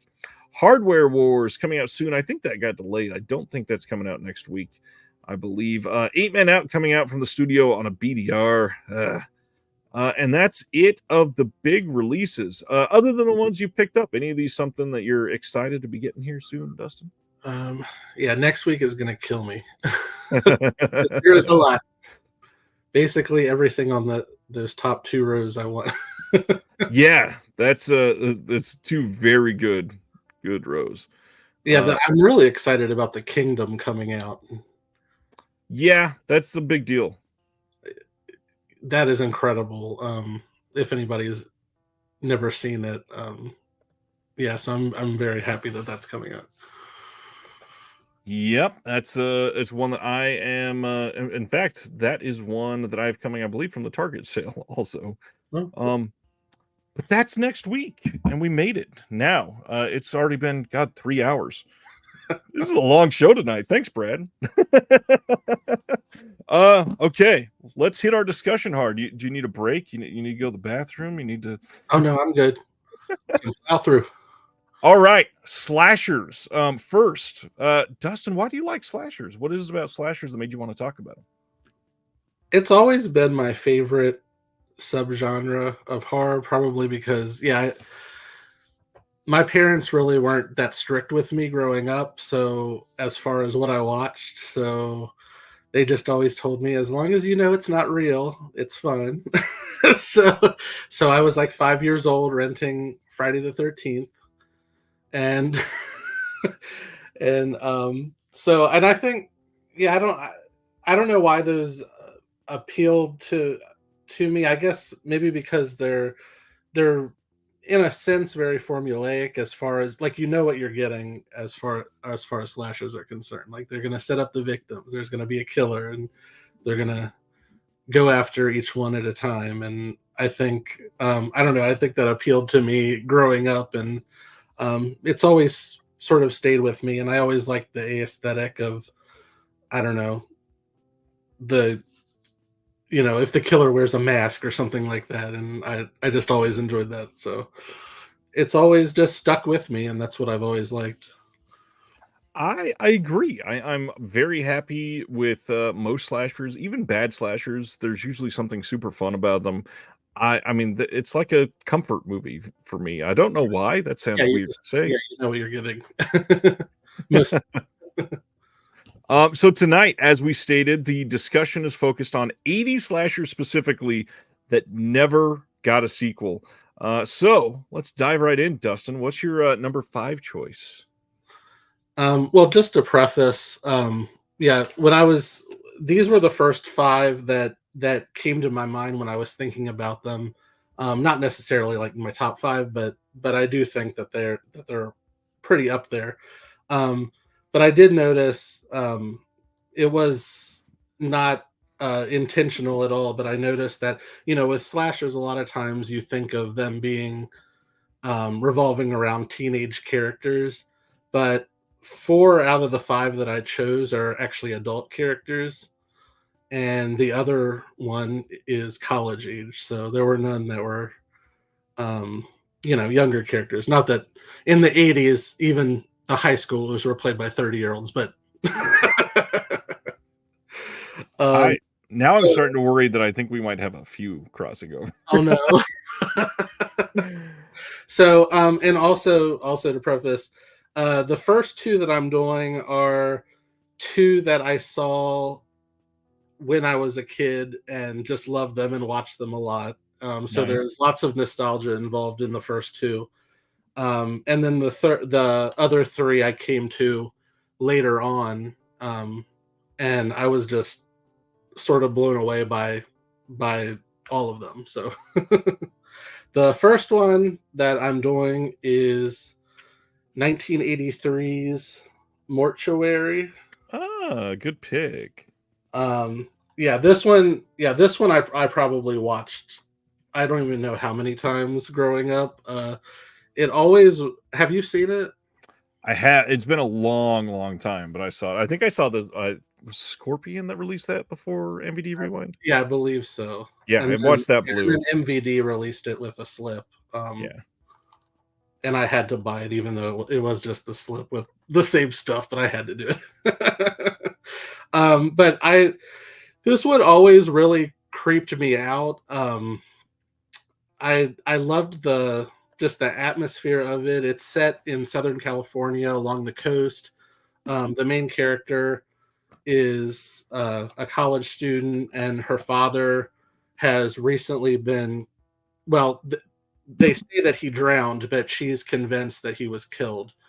And meanwhile, there's a friend of hers goes missing, and then she starts seeing somebody stalking her who's in a black cloak carrying some sort of sharp embalming instruments, and it's very creepy. And it also has a really good cast. Mary McDonough, she was coming off of the Waltons for 9 seasons, and she was the lead in it. So I don't know if they were trying to do sort of not really like Jamie Lee Curtis, because she hadn't come off but maybe like somebody who had like a name attached to her already. And then her boyfriend in the movie is David Wallace, and he was also in another 80s slasher called Humongous. And then Linda Day George and Christopher George, they were married at the time, and this was his last film. He passed away right after this. And Linda Day George plays her mother, and then Bill Paxton, who is amazing. But it's I've always really liked this one. Like I said, it always creeped me out, and it still holds a lot of power for me, because I rewatched it just a few weeks ago, and that's my first choice. This is a good pick. One that doesn't get talked about enough, and really kind of fits in the style of mine, because a lot of mine are ones that, when you mention it, a lot of us that are into this boutique physical media world will go, "Oh yeah, that one, yeah, of course." And it's got that like nostalgic feeling, but just something about these. Most of the titles I don't see people going to bat for. Like I said, one of mine is like a pretty obvious choice, but other than that, the other 4 I think are pretty good, semi deep cuts. Mortuary's definitely up there, that sort of deep cut. My first one is one with some of the most creative kills in the 80s, I think. And the biggest thing is it has probably the most creative setting for a slasher, which is one of the reasons why I love it. Not to mention the setting, but we also have people that I adore that are attached to it, like Mr. Sam Raimi and Bruce Campbell. I'm going to talk about Intruder. This movie is set in a grocery store, and because of that, has some super unique deaths. It's got some really well done gore. Like, this is known as a gore-heavy film. The big thing, though, if you've never seen this Synapse release is brilliant for this movie. There is a new making of on this. There's an audio commentary with the director, Scott Spiegel, and the producer. There is extended murder sequences from the original work print, which is crazy for a film like this to be able to get that on a release. There's outtakes from the now lost short film Night Crew. This, God, I don't even remember. Does this say what year this came out? This had to have been 2011 Blu-ray from Synapse. This is an old release, and it still holds up. This is a great release. I really hope someday, if we can find some reason to do like brand new special features, I would love this to get a giant, like, really special edition 4K release. And not that it has to be 4K. This movie just doesn't get love, and I feel like in today's like marketplace, this coming on 4K is something that people would get super excited about and go buy just because they've heard so much about it. This movie's astonishing. What do you think about Intruder, Dustin? Oh, it's really good. Yeah, I haven't. I saw it when Synapse put it out, and I haven't seen it since then. But it's really stuck with me over the years. I do love the grocery store setting, and that's another thing. Yeah, that I had forgotten to mention. Just that appeals to me about slashers is a lot of them are, you know, a lot of times the setting is another character in the story. So, and that certainly stands for Intruder. Ain't that the truth? All right, let's go to your second one. All right, the second one is also the second one that I watched a lot as a kid, and it is American Gothic. Good pick. Have you seen this one? I think I did years ago, but yeah, this is one that no one talks about. Yeah, and it is really good. Like I know a lot of people always say, because it stars Rod Steiger and Yvonne DiCarlo. I believe she was in the Munsters, and of course Rod Steiger was, you know, a huge actor, Oscar nominated. And people always talk about how, you know, they must have been so embarrassed by this film, and this was towards the end of their careers. But they're both great in it, and I mean, they really, you know, they definitely do not phone it in. But yeah, this one is from 1988, and just it's about a group of adult friends who charter a plane in Seattle. They're going on vacation and they run into engine trouble on the plane, and they have to land, as you do, on a deserted island. And they discover that the only ones living there is this devoutly religious family, led by Ma and Pa, and they have 3 children who are all middle-aged, but they still dress and act like they're little kids. And it's very strange, very weird, very disconcerting. They welcome them in, you know, to give them shelter while you know, one of the friends stays back to work on the plane, and they're immediately offend the family, and they clearly forget about thou shalt not kill with their religion because they start killing them all. But one of the interesting things that I also find with it is that the lead character in it, Cynthia, she has recently lost her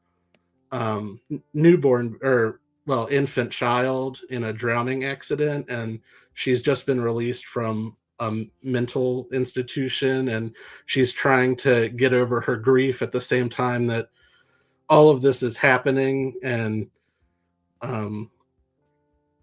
I think that it's sort of a fascinating dichotomy between the lead character, who's still grappling with the trauma and guilt of losing her baby, and then one of their children, Fanny, who again is like 45 years old, and she's a little girl, and she's carrying around a baby doll that's actually a real skeleton of a baby.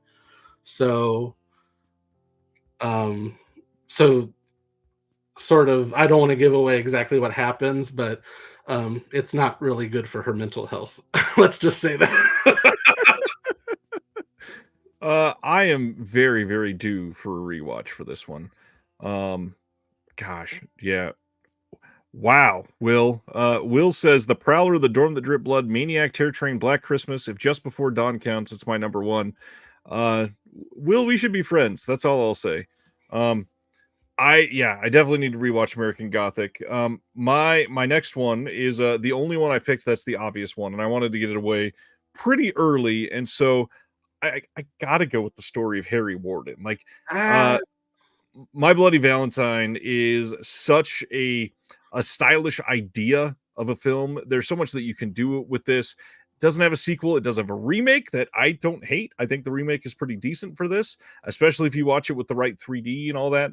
But this, good kills, great acting, super memorable killer. We were talking about that.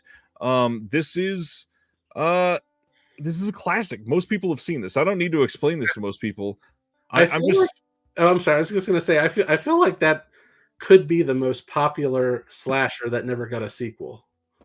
I was thinking that, or maybe Terror Train. I think even this is more popular than that. Like it blows Probably. my mind. And even when the remake came out and was such a hit, and you would have thought that they might have done a sequel to that, and then they never did. Yep. But I mean, This at the is same time, maybe this is it's one of those that's amazing that there's no sequel. That yeah, like maybe it could it's have made better them to a ton of amazing. money. Yeah. But yeah, that's a great one. Had to do it. Clearly most people have seen it, but it's just a beautiful movie. Yeah. So my third is, if I said ice skating, would you know what I'm talking about? There's a couple scenes that immediately come to. Oh wait, no, one of them is the 90s, I think. I'm doubting myself now. What is it? Going with Curtains, Okay.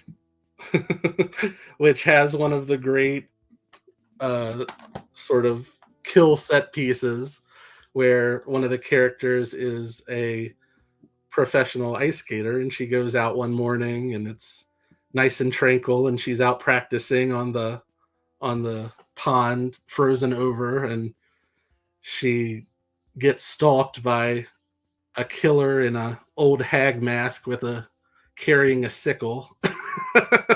And it's so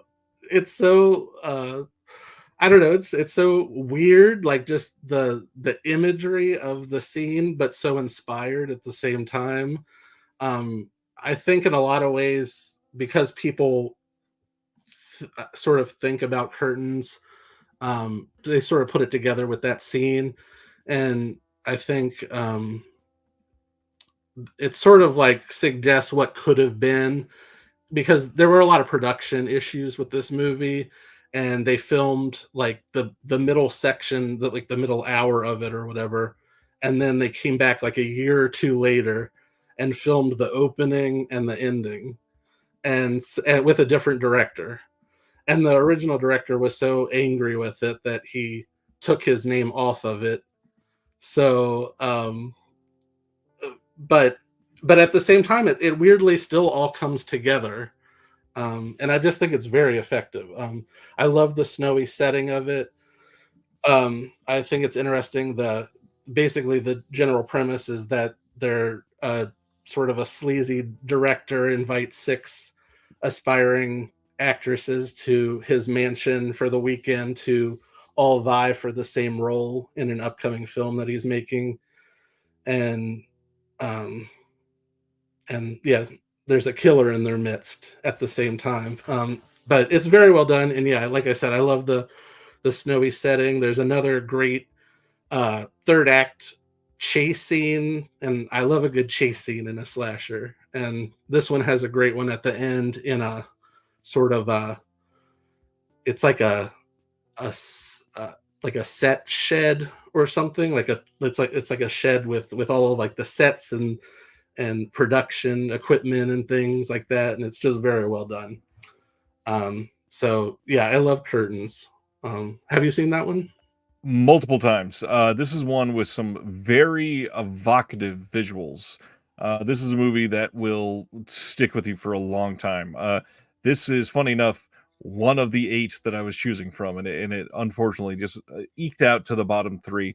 I probably should have picked that over My Bloody Valentine, but Curtains is uh like I hesitate to say it, but like I think it's one of the most unique titles probably that we could pick for tonight.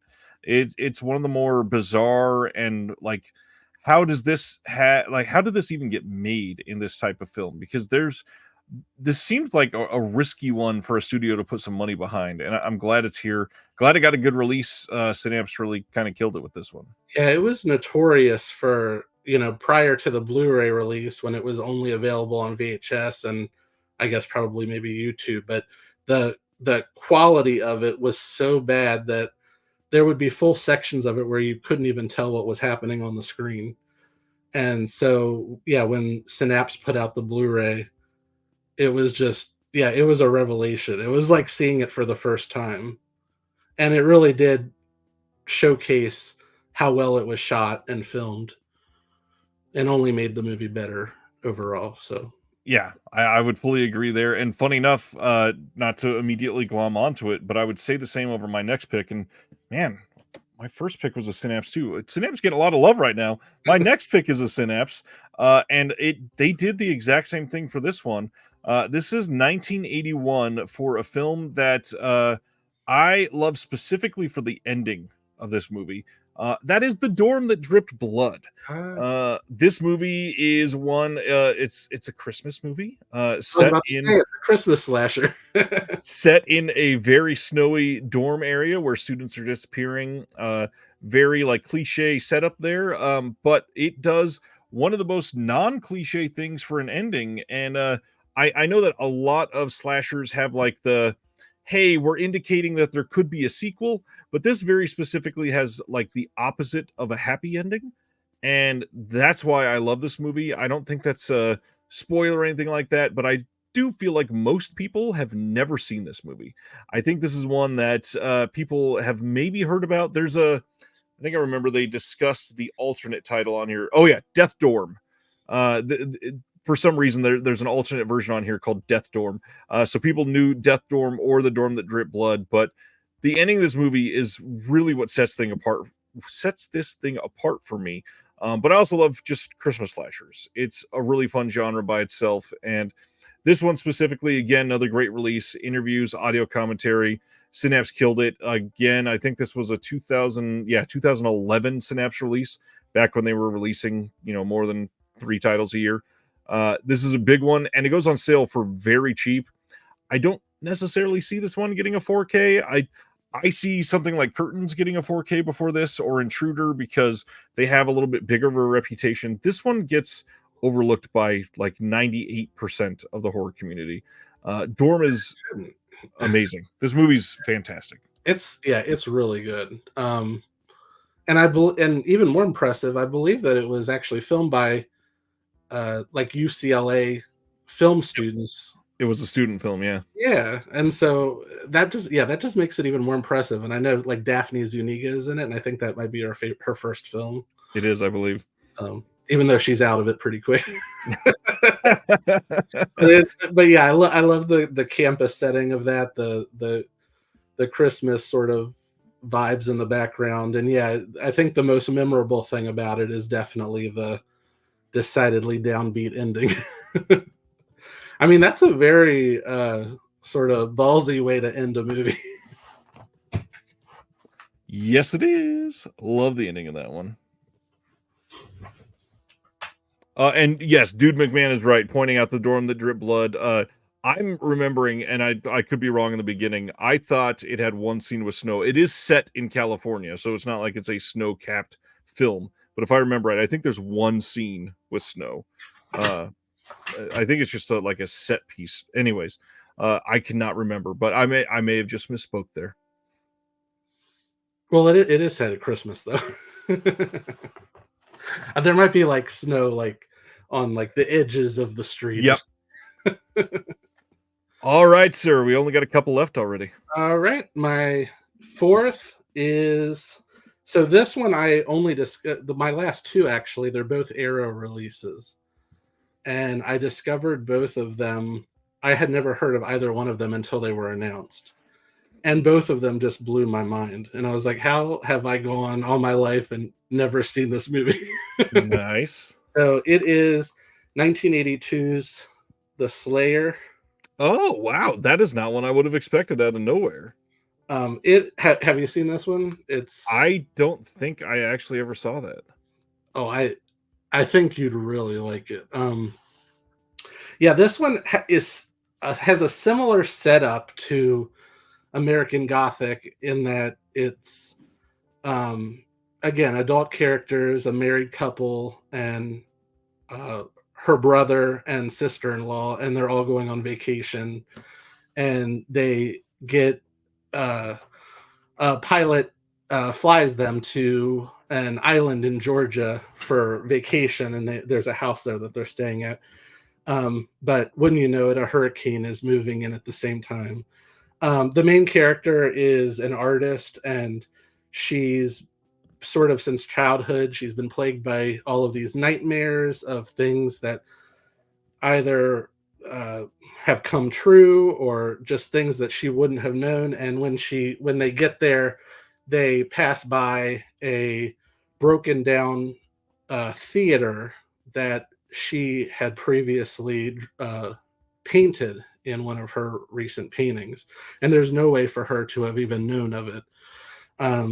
But yeah, as the hurricane moves in, someone is killing the four of them, and you don't see who it is. And I think that's what's unique about it, is it's also a mystery at the same time, because you don't know if she's hallucinating, if it's a part of her dreams, if she's if she's having some sort of like mental issues, or if somebody is actually on the island killing them, or if it could even be something otherworldly.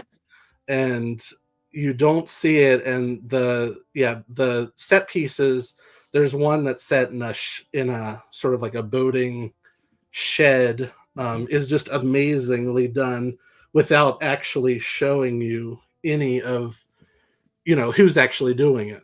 And the kills are really creative, very brutal, and you wouldn't expect it, like just how they're offed. And then it all leads up to an ending that you just sort of have to see for yourself. I'm gonna have to watch this one very soon, I think.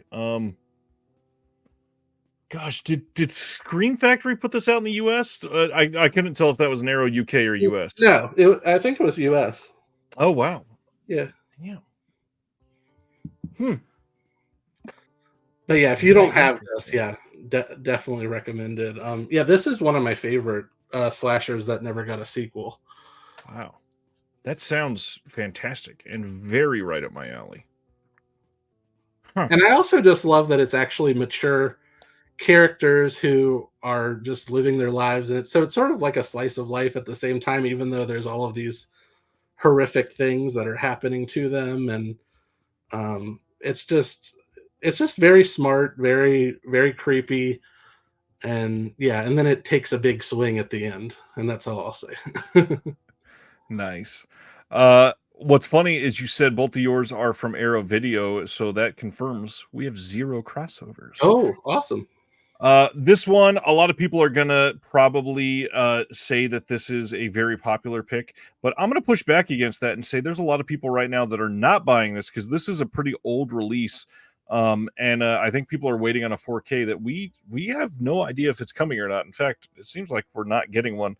My pick is from Blue Underground, and people are going to think that I pulled all these together after Will's comment. But when I said we're very much friends, Will named literally most of my choices.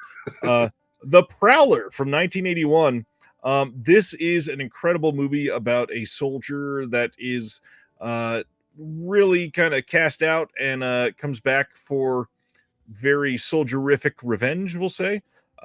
This is all the gore effects of this handled by the master Tom Savini, and that is one of the main reasons I love this movie. I think this has one of the more I'm going to put this closer so you can see some detail, one of the more unique and effective looking killers. That this is one of the main reasons I am shocked this didn't get 5 films. Just the look of this killer, I could see this being all over Spirit Halloween in 2024. That's true. This movie is amazing, and if you've never seen it, has really great acting, a very good story. It's got like some actual from when it came out, the people that were making this, you can tell like they were affected by the Vietnam War, and a lot of the whole military aspect plays a big part of the story.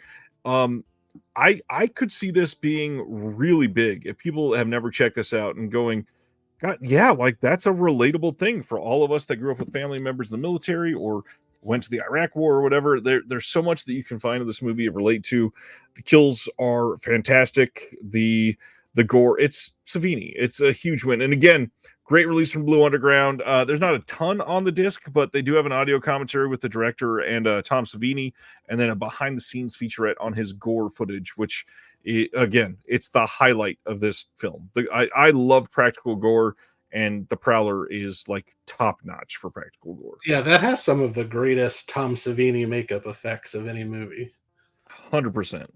And yeah, that's also one that I always hear people hoping will get a 4K sometime, because Yep. I think it would just look so great. I agree. And it's one of those, it's so much at night that it would shine with great HDR. Yep. That was a great pick. All right, sir. Final one. My final one, and this is my favorite of the 5. And like the Slayer, I had not heard of this until Arrow put it out, and I think it's nearly a masterpiece. That's how much I love this movie. And I don't put around that word that often. And this is 1981's what? Madhouse. Oh, wow. Have you seen that? I've not seen this one. This is a very early Arrow release. Let's see. That's like 2015 or 16, I think. 2017. Okay. It actually came out within just a few months of the Slayer, so they were like really on a roll that year. Yeah. But the Madhouse is, I gotta say the director's name because it's so great. Ovidio G. Asinitis. Gesundheit. He had previously made the Beyond the Door, the original. Yep. But this movie, so it came out the same year as Happy Birthday to Me, and they're very similar in a way because they're both centered around the main character's birthday coming up. But this one's better, I would say. And I do like Happy Birthday to Me, but this one is, everything is great. Like from the very beginning, I was blown away. Like the first time I watched this, I knew from the opening credits that this was going to be my type of movie. It starts out with an opening credit sequence that's set to the creepiest version of Rockabye Baby that you'll ever hear. It sounds like as if Tiny Tim was asked to sing a nursery rhyme and he just wanted to scare the hell out of you, because that's exactly what it sounds like. I love Tiny Tim.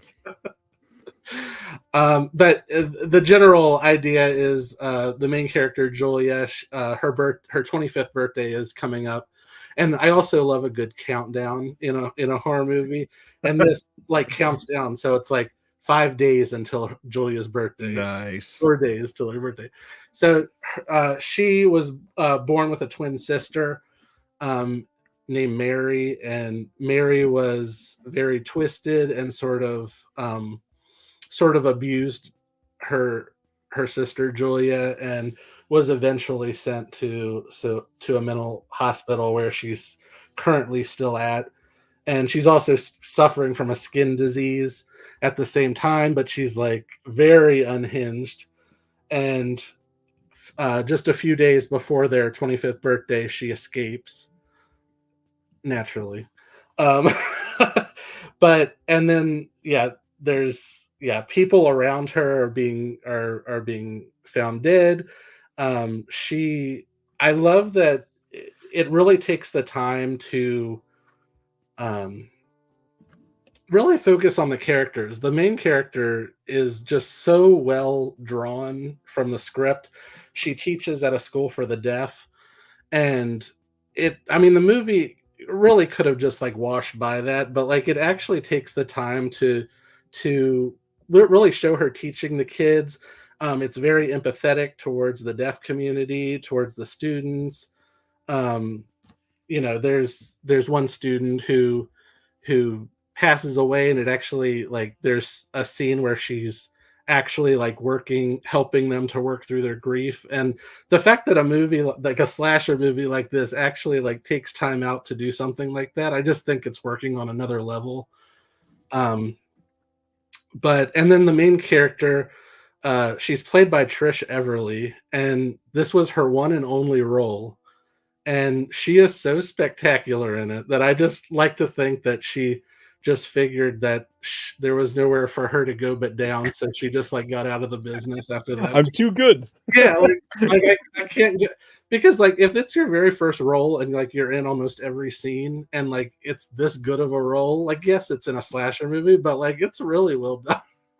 And I just feel like, yeah, I've tried searching for her just out of curiosity online to see what happened to her, and there's like nothing. Like I have absolutely no idea what happened. It's the only credit that she has on IMDb. But she's great. And like you could just imagine her becoming like a huge actor if she had continued on. And then yeah, it culminates on her birthday. It's so twisted. What happens? There's multiple surprises. There's and then it ends with this existential George Bernard Shaw quote, like before the end credits, and it actually earns it. Like it's not overwrought. Like it actually like makes sense, like with the end, and it actually leaves you thinking about life, and it's like an excellent, like really deep thing. So I'm just like, I love this movie. You do well selling it. I think I have Madhouse, and I'm gonna need to pop it in soon. That's a killer pick. Oh, I think I have Madhouse, yeah, because this is one of those ones that's been out so long, it's been very cheap a few times. Yeah, I can't. Yeah, whenever you get around to it, I know you're a little busy, but whenever you do get around to it, I can't wait to hear what your thoughts are, because everybody that I've talked to who also discovered it when Arrow put it out, they felt the exact same way that I did. So, yeah. So when I was thinking of my top 5 that didn't get a sequel, and again, I had never even heard of it. So, but it's my favorite of the 5. Well, mine is also my favorite. When we decided on this topic, this is the only one that I put on a list and said, I know I will talk about this one. Let me fill it in with 4 others. And this is a movie that I'm not going to say the twist in case you've never seen it, but it is made or broken by the very specific twist in this film. But what's funny, when you watch it and you pay even like half attention, it's not a twist in any semblance of the word. It is quite obvious from about a third of the way in. This is what is happening. But I have to go with one of my favorites of all time, Jeff Lieberman's from 1981, which I think like 6 of our picks were from 1981. Probably. Just Before Dawn. This is, have you seen this one? Oh yes, it's great. Okay. Thank goodness. Just Before Dawn is a masterpiece, I think. This is also one that Synapse, I believe, has indicated they are going to do a 4K, I think, eventually. That's the current plans. This movie is great. It's a handful of friends that are going up to the middle of the woods to camp, and they come across a very sweaty and probably drunk George Kennedy, who does all of the stereotypical, like, don't go any farther, ye kids, it's dangerous type of warnings to all these kids. And of course they don't listen. They go up, and yeah, it is dangerous. They shouldn't have gone any further. There's not a lot of like really super thought out gore, but the way this is acted and the story that is behind this is fun. But the biggest thing, the twist, is like the exact type of film I love to watch. It is, for some reason, that style of we're going to use this very obvious conceit, which there's another Arrow release from the 80s that is a slasher that never got a sequel, that when you said that you were going to do 2 Arrow, I thought maybe it was going to be Blood Rage. So oh yeah, that's a good one too. This one is just, it's so 80s. It is so like really funny from a certain point of view. There's very like stereotypical skinny dipping shots. There's this bridge sequence that they make like extra tense and scary. It's just a fun damn movie. And if you've never seen Just Before Dawn, the Code Red release is out there. It was re-released by Kino, I think, at some point, or maybe not, but it's been out in a couple different releases, and it's good. But if Synapse puts out a 4K, this is going to get a lot of love, and I really hope you're there for it, because it's one of the greatest of all time. It's one that's so well made and fun. And Jeff Lieberman is great at what he does, but just trying to craft that story without giving it away is really difficult. And no, it's not fully successful, but it's mostly good and it's very, very fun. What do you think of Just Before Dawn? And it also, doesn't it open with Blondie's Heart of Glass, which I always remember. Because I'm always like, how did they get the rights to that song? Yep. Well, it's Code Red doing it, so they could have just not got the rights, and then who cares on home video too. But no, that it's an excellent film. And I want to say this in the least sexual way possible, that it has one of the greatest fisting scenes in all of film. And that's all I'll say about that. Oh, Dustin, I'm so glad that you're here. Man, 10 solid picks, no crossovers. Really shows how amazing the 80s were for slashers. Like, it was the genre. I get that's what I was trying to go for there. The genre within genre film that was super popular at the time, and obviously super big on practical effects in all of them because the CGI was not there yet. Right. The casting is really great most of the time. Sibner says Just Before Dawn is out of print from everybody, so good to know. Don't overpay for it. It's got to come out again from somebody. Well, it's way too popular. Again, I believe Synapse announced it when they announced Street Trash was coming out on 4K. Oh, okay. Oh, awesome. So eventually, well, it's Synapse, so that could be like another 3 years. Lots of nature shots, lots of daylight scenes. The Code Red release is very soft. It will look beautiful, I'm sure. I'm looking at some of the other picks that other people had mentioned, and there's so many more that we could have chosen that I really liked. I mean, Night School, I really like Night School. Stage Fright, that's a big one. Oh yeah, Stage Fright. I love the owl killer. It's such a great mask. No mention of Pieces. I love Pieces.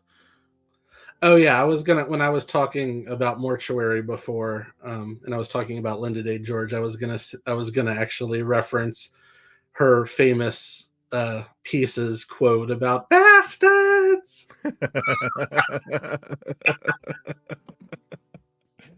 Oh man. So I think that there's so many. I'm glad that we didn't repeat any, and that just goes to show how many there really are out there that are quality films that I think a lot of people sleep on. Stan says, "Do you love Pieces to Pieces?" I do, of course. Jake says Maniac, which technically there's a quote Maniac 2 kind of. If you go by the alternate title for The Last Horror Show. But Maniac is great, obviously. The hard part, I don't know that I call Maniac a slasher film. It doesn't, like, when I watch it. What you mean? Yeah, because it's sort of like told from the slasher's point of view. It feels almost like a true crime film more than a slasher. Yeah. It's more of like I think of it more as like a serial killer film than a slasher. It's like Henry, Portrait of a Serial Killer. I would never call that a slasher. No, definitely not. And then Graduation Day. I like that one. Graduation Day is good. Is good. Yeah, lots of good picks. I mean, we could have gone almost anywhere down this path, and I mean, 10 releases, all on physical media, 10 great films, lots of like unique masks, lots of great kills, most of them done very well. And a lot of adults. So, which goes a lot of adults. It goes to prove that there definitely they weren't all just like high school type movies. In fact, I think all of mine are adults. I can't remember. I mean, like I said, the closest thing for me was Mortuary, and they're in college. But so Stan's bringing up Funhouse, and Stan might disown me and stop helping with the physical media advocate. But I will say, I'm not the biggest fan of the Funhouse. Oh well, I am. I need to rewatch it. It's been a long time. Well, no, it's only been like 2.5 years. I need to be in a better headspace for the Funhouse to see if I can appreciate it more. I'm sorry, Stan. I know you're Mr. Hooper, but yeah. Well, I just love how like I know a lot of people criticize Funhouse because they think it's too slow because really they don't actually go into the Funhouse until like almost an hour into the movie. Right. And so, but I actually like just following them through the carnival and just I don't know. I always liked that about it. And then once they do get to the fun house, I think it's very effective. Yeah, I've always really liked it. It's got some decent scenes. I think the hard part for me, and I don't know why we're going on a diatribe about the Funhouse now, but the opening where how old is he? Like 13-year-old brother is trying to grope his older sister or whatever. Like that's kind of gross to start your movie like that. What are we doing, Toby? Yeah, and then it follows the brother Yeah. who like wanted to go to the carnival, but she wasn't gonna his sister wasn't gonna take him, and then he goes to the carnival, and nothing really ever comes of it. But I don't know. I don't know. I think it has sort of like I don't know an atmosphere to it that I really like that I gravitate towards. So yeah, it's even if you aren't a fan, maybe a rewatch. Maybe you could reconsider. I like carnival films, and I'm kind of amazed that I don't love this one. I'm And surprised. go ahead. I was just gonna say I'm surprised that it hasn't gotten a remake with all of the horror remakes that have come out. I know like years ago there was rumblings that Eli Roth was gonna direct a remake of it, but that never came to be. But yeah, I'm surprised. I'm probably gonna get slaughtered for saying this. This is like the type of thing that I know people didn't love the Halloween remake. I feel like Rob Zombie could do good with a title like Funhouse. Like it's just that weird Oh, off to the side, gross, like underbelly type of crowd that he should make that movie. That makes sense. that I think we need to get that to him because it would totally be like House of a Thousand Corpses, but Yeah. set at a carnival.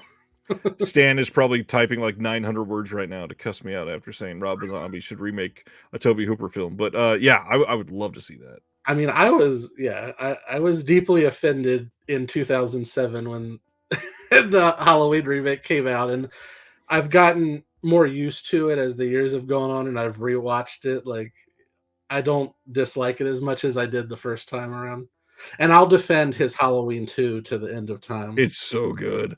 Like people who say that that's one of the worst movies, like I don't understand it. I think that's one of the great Halloween sequels. It absolutely is because the entire franchise is not even that great. Like there's a few really great Halloween films, and that's clearly one of them. Well, I mean, we did it, and now it's been almost 4 hours, so I definitely want to give you your night back. Dustin, you've been a remarkable guest. I cannot wait to have you back. I think that everybody should be following Dustin. Check out his book, The Fright File. Anything else that you want to say or highlight or turn people to before we leave? No, just I'm on Facebook and Instagram and all of that, and I think you have all of the links down below if you're interested. And but I just want to thank you for having me, and it was such an honor to be on your show. I absolutely look forward to this every Thursday, watching it. So to be on it, it was just it was a thrill. So thank you. Thank you, sir. You've made it a better and more highbrow show just by showing your face. So thank you. The last thing I'll say to everybody, normally I might say something like check out the Patreon or something, but the big thing, yes, I do have another thing coming out, which I'm an idiot for. I get that. Please go check out Film Foundations. One thing I didn't say earlier when I was running it down, everything about Disconnected, it's in the name. Everything has been focused on physical media, which I love. I will never, ever make that something that goes away. But I don't get people that come to this to talk about film all that often. when watching Reconnected, I have all kinds of people watching for the announcements, and then if you look, the moment the announcements are done and we go to talk about film, viewers drop off like crazy. And not that I'm dying for people to watch or listen or something like that, but I want more of a place to talk about film. That is my passion. That is why I buy these releases. That's why I highlight these releases. That's why I work on these releases. So I really wanted somewhere to really gush about, to learn about, to decry sometimes, and really just discuss to the ends of the earth everything and anything concerning film. So check out Film Foundation's first real episode, drops May 1st. Dustin, you must be a regular now, and everyone else, we'll see you next Thursday. Have a good week. Thank you. Thank you for watching The Disconnected. On the way out, make sure that you are subscribed to the channel, that you've liked the video, and that you've copied the link to be able to share with someone else that may appreciate this.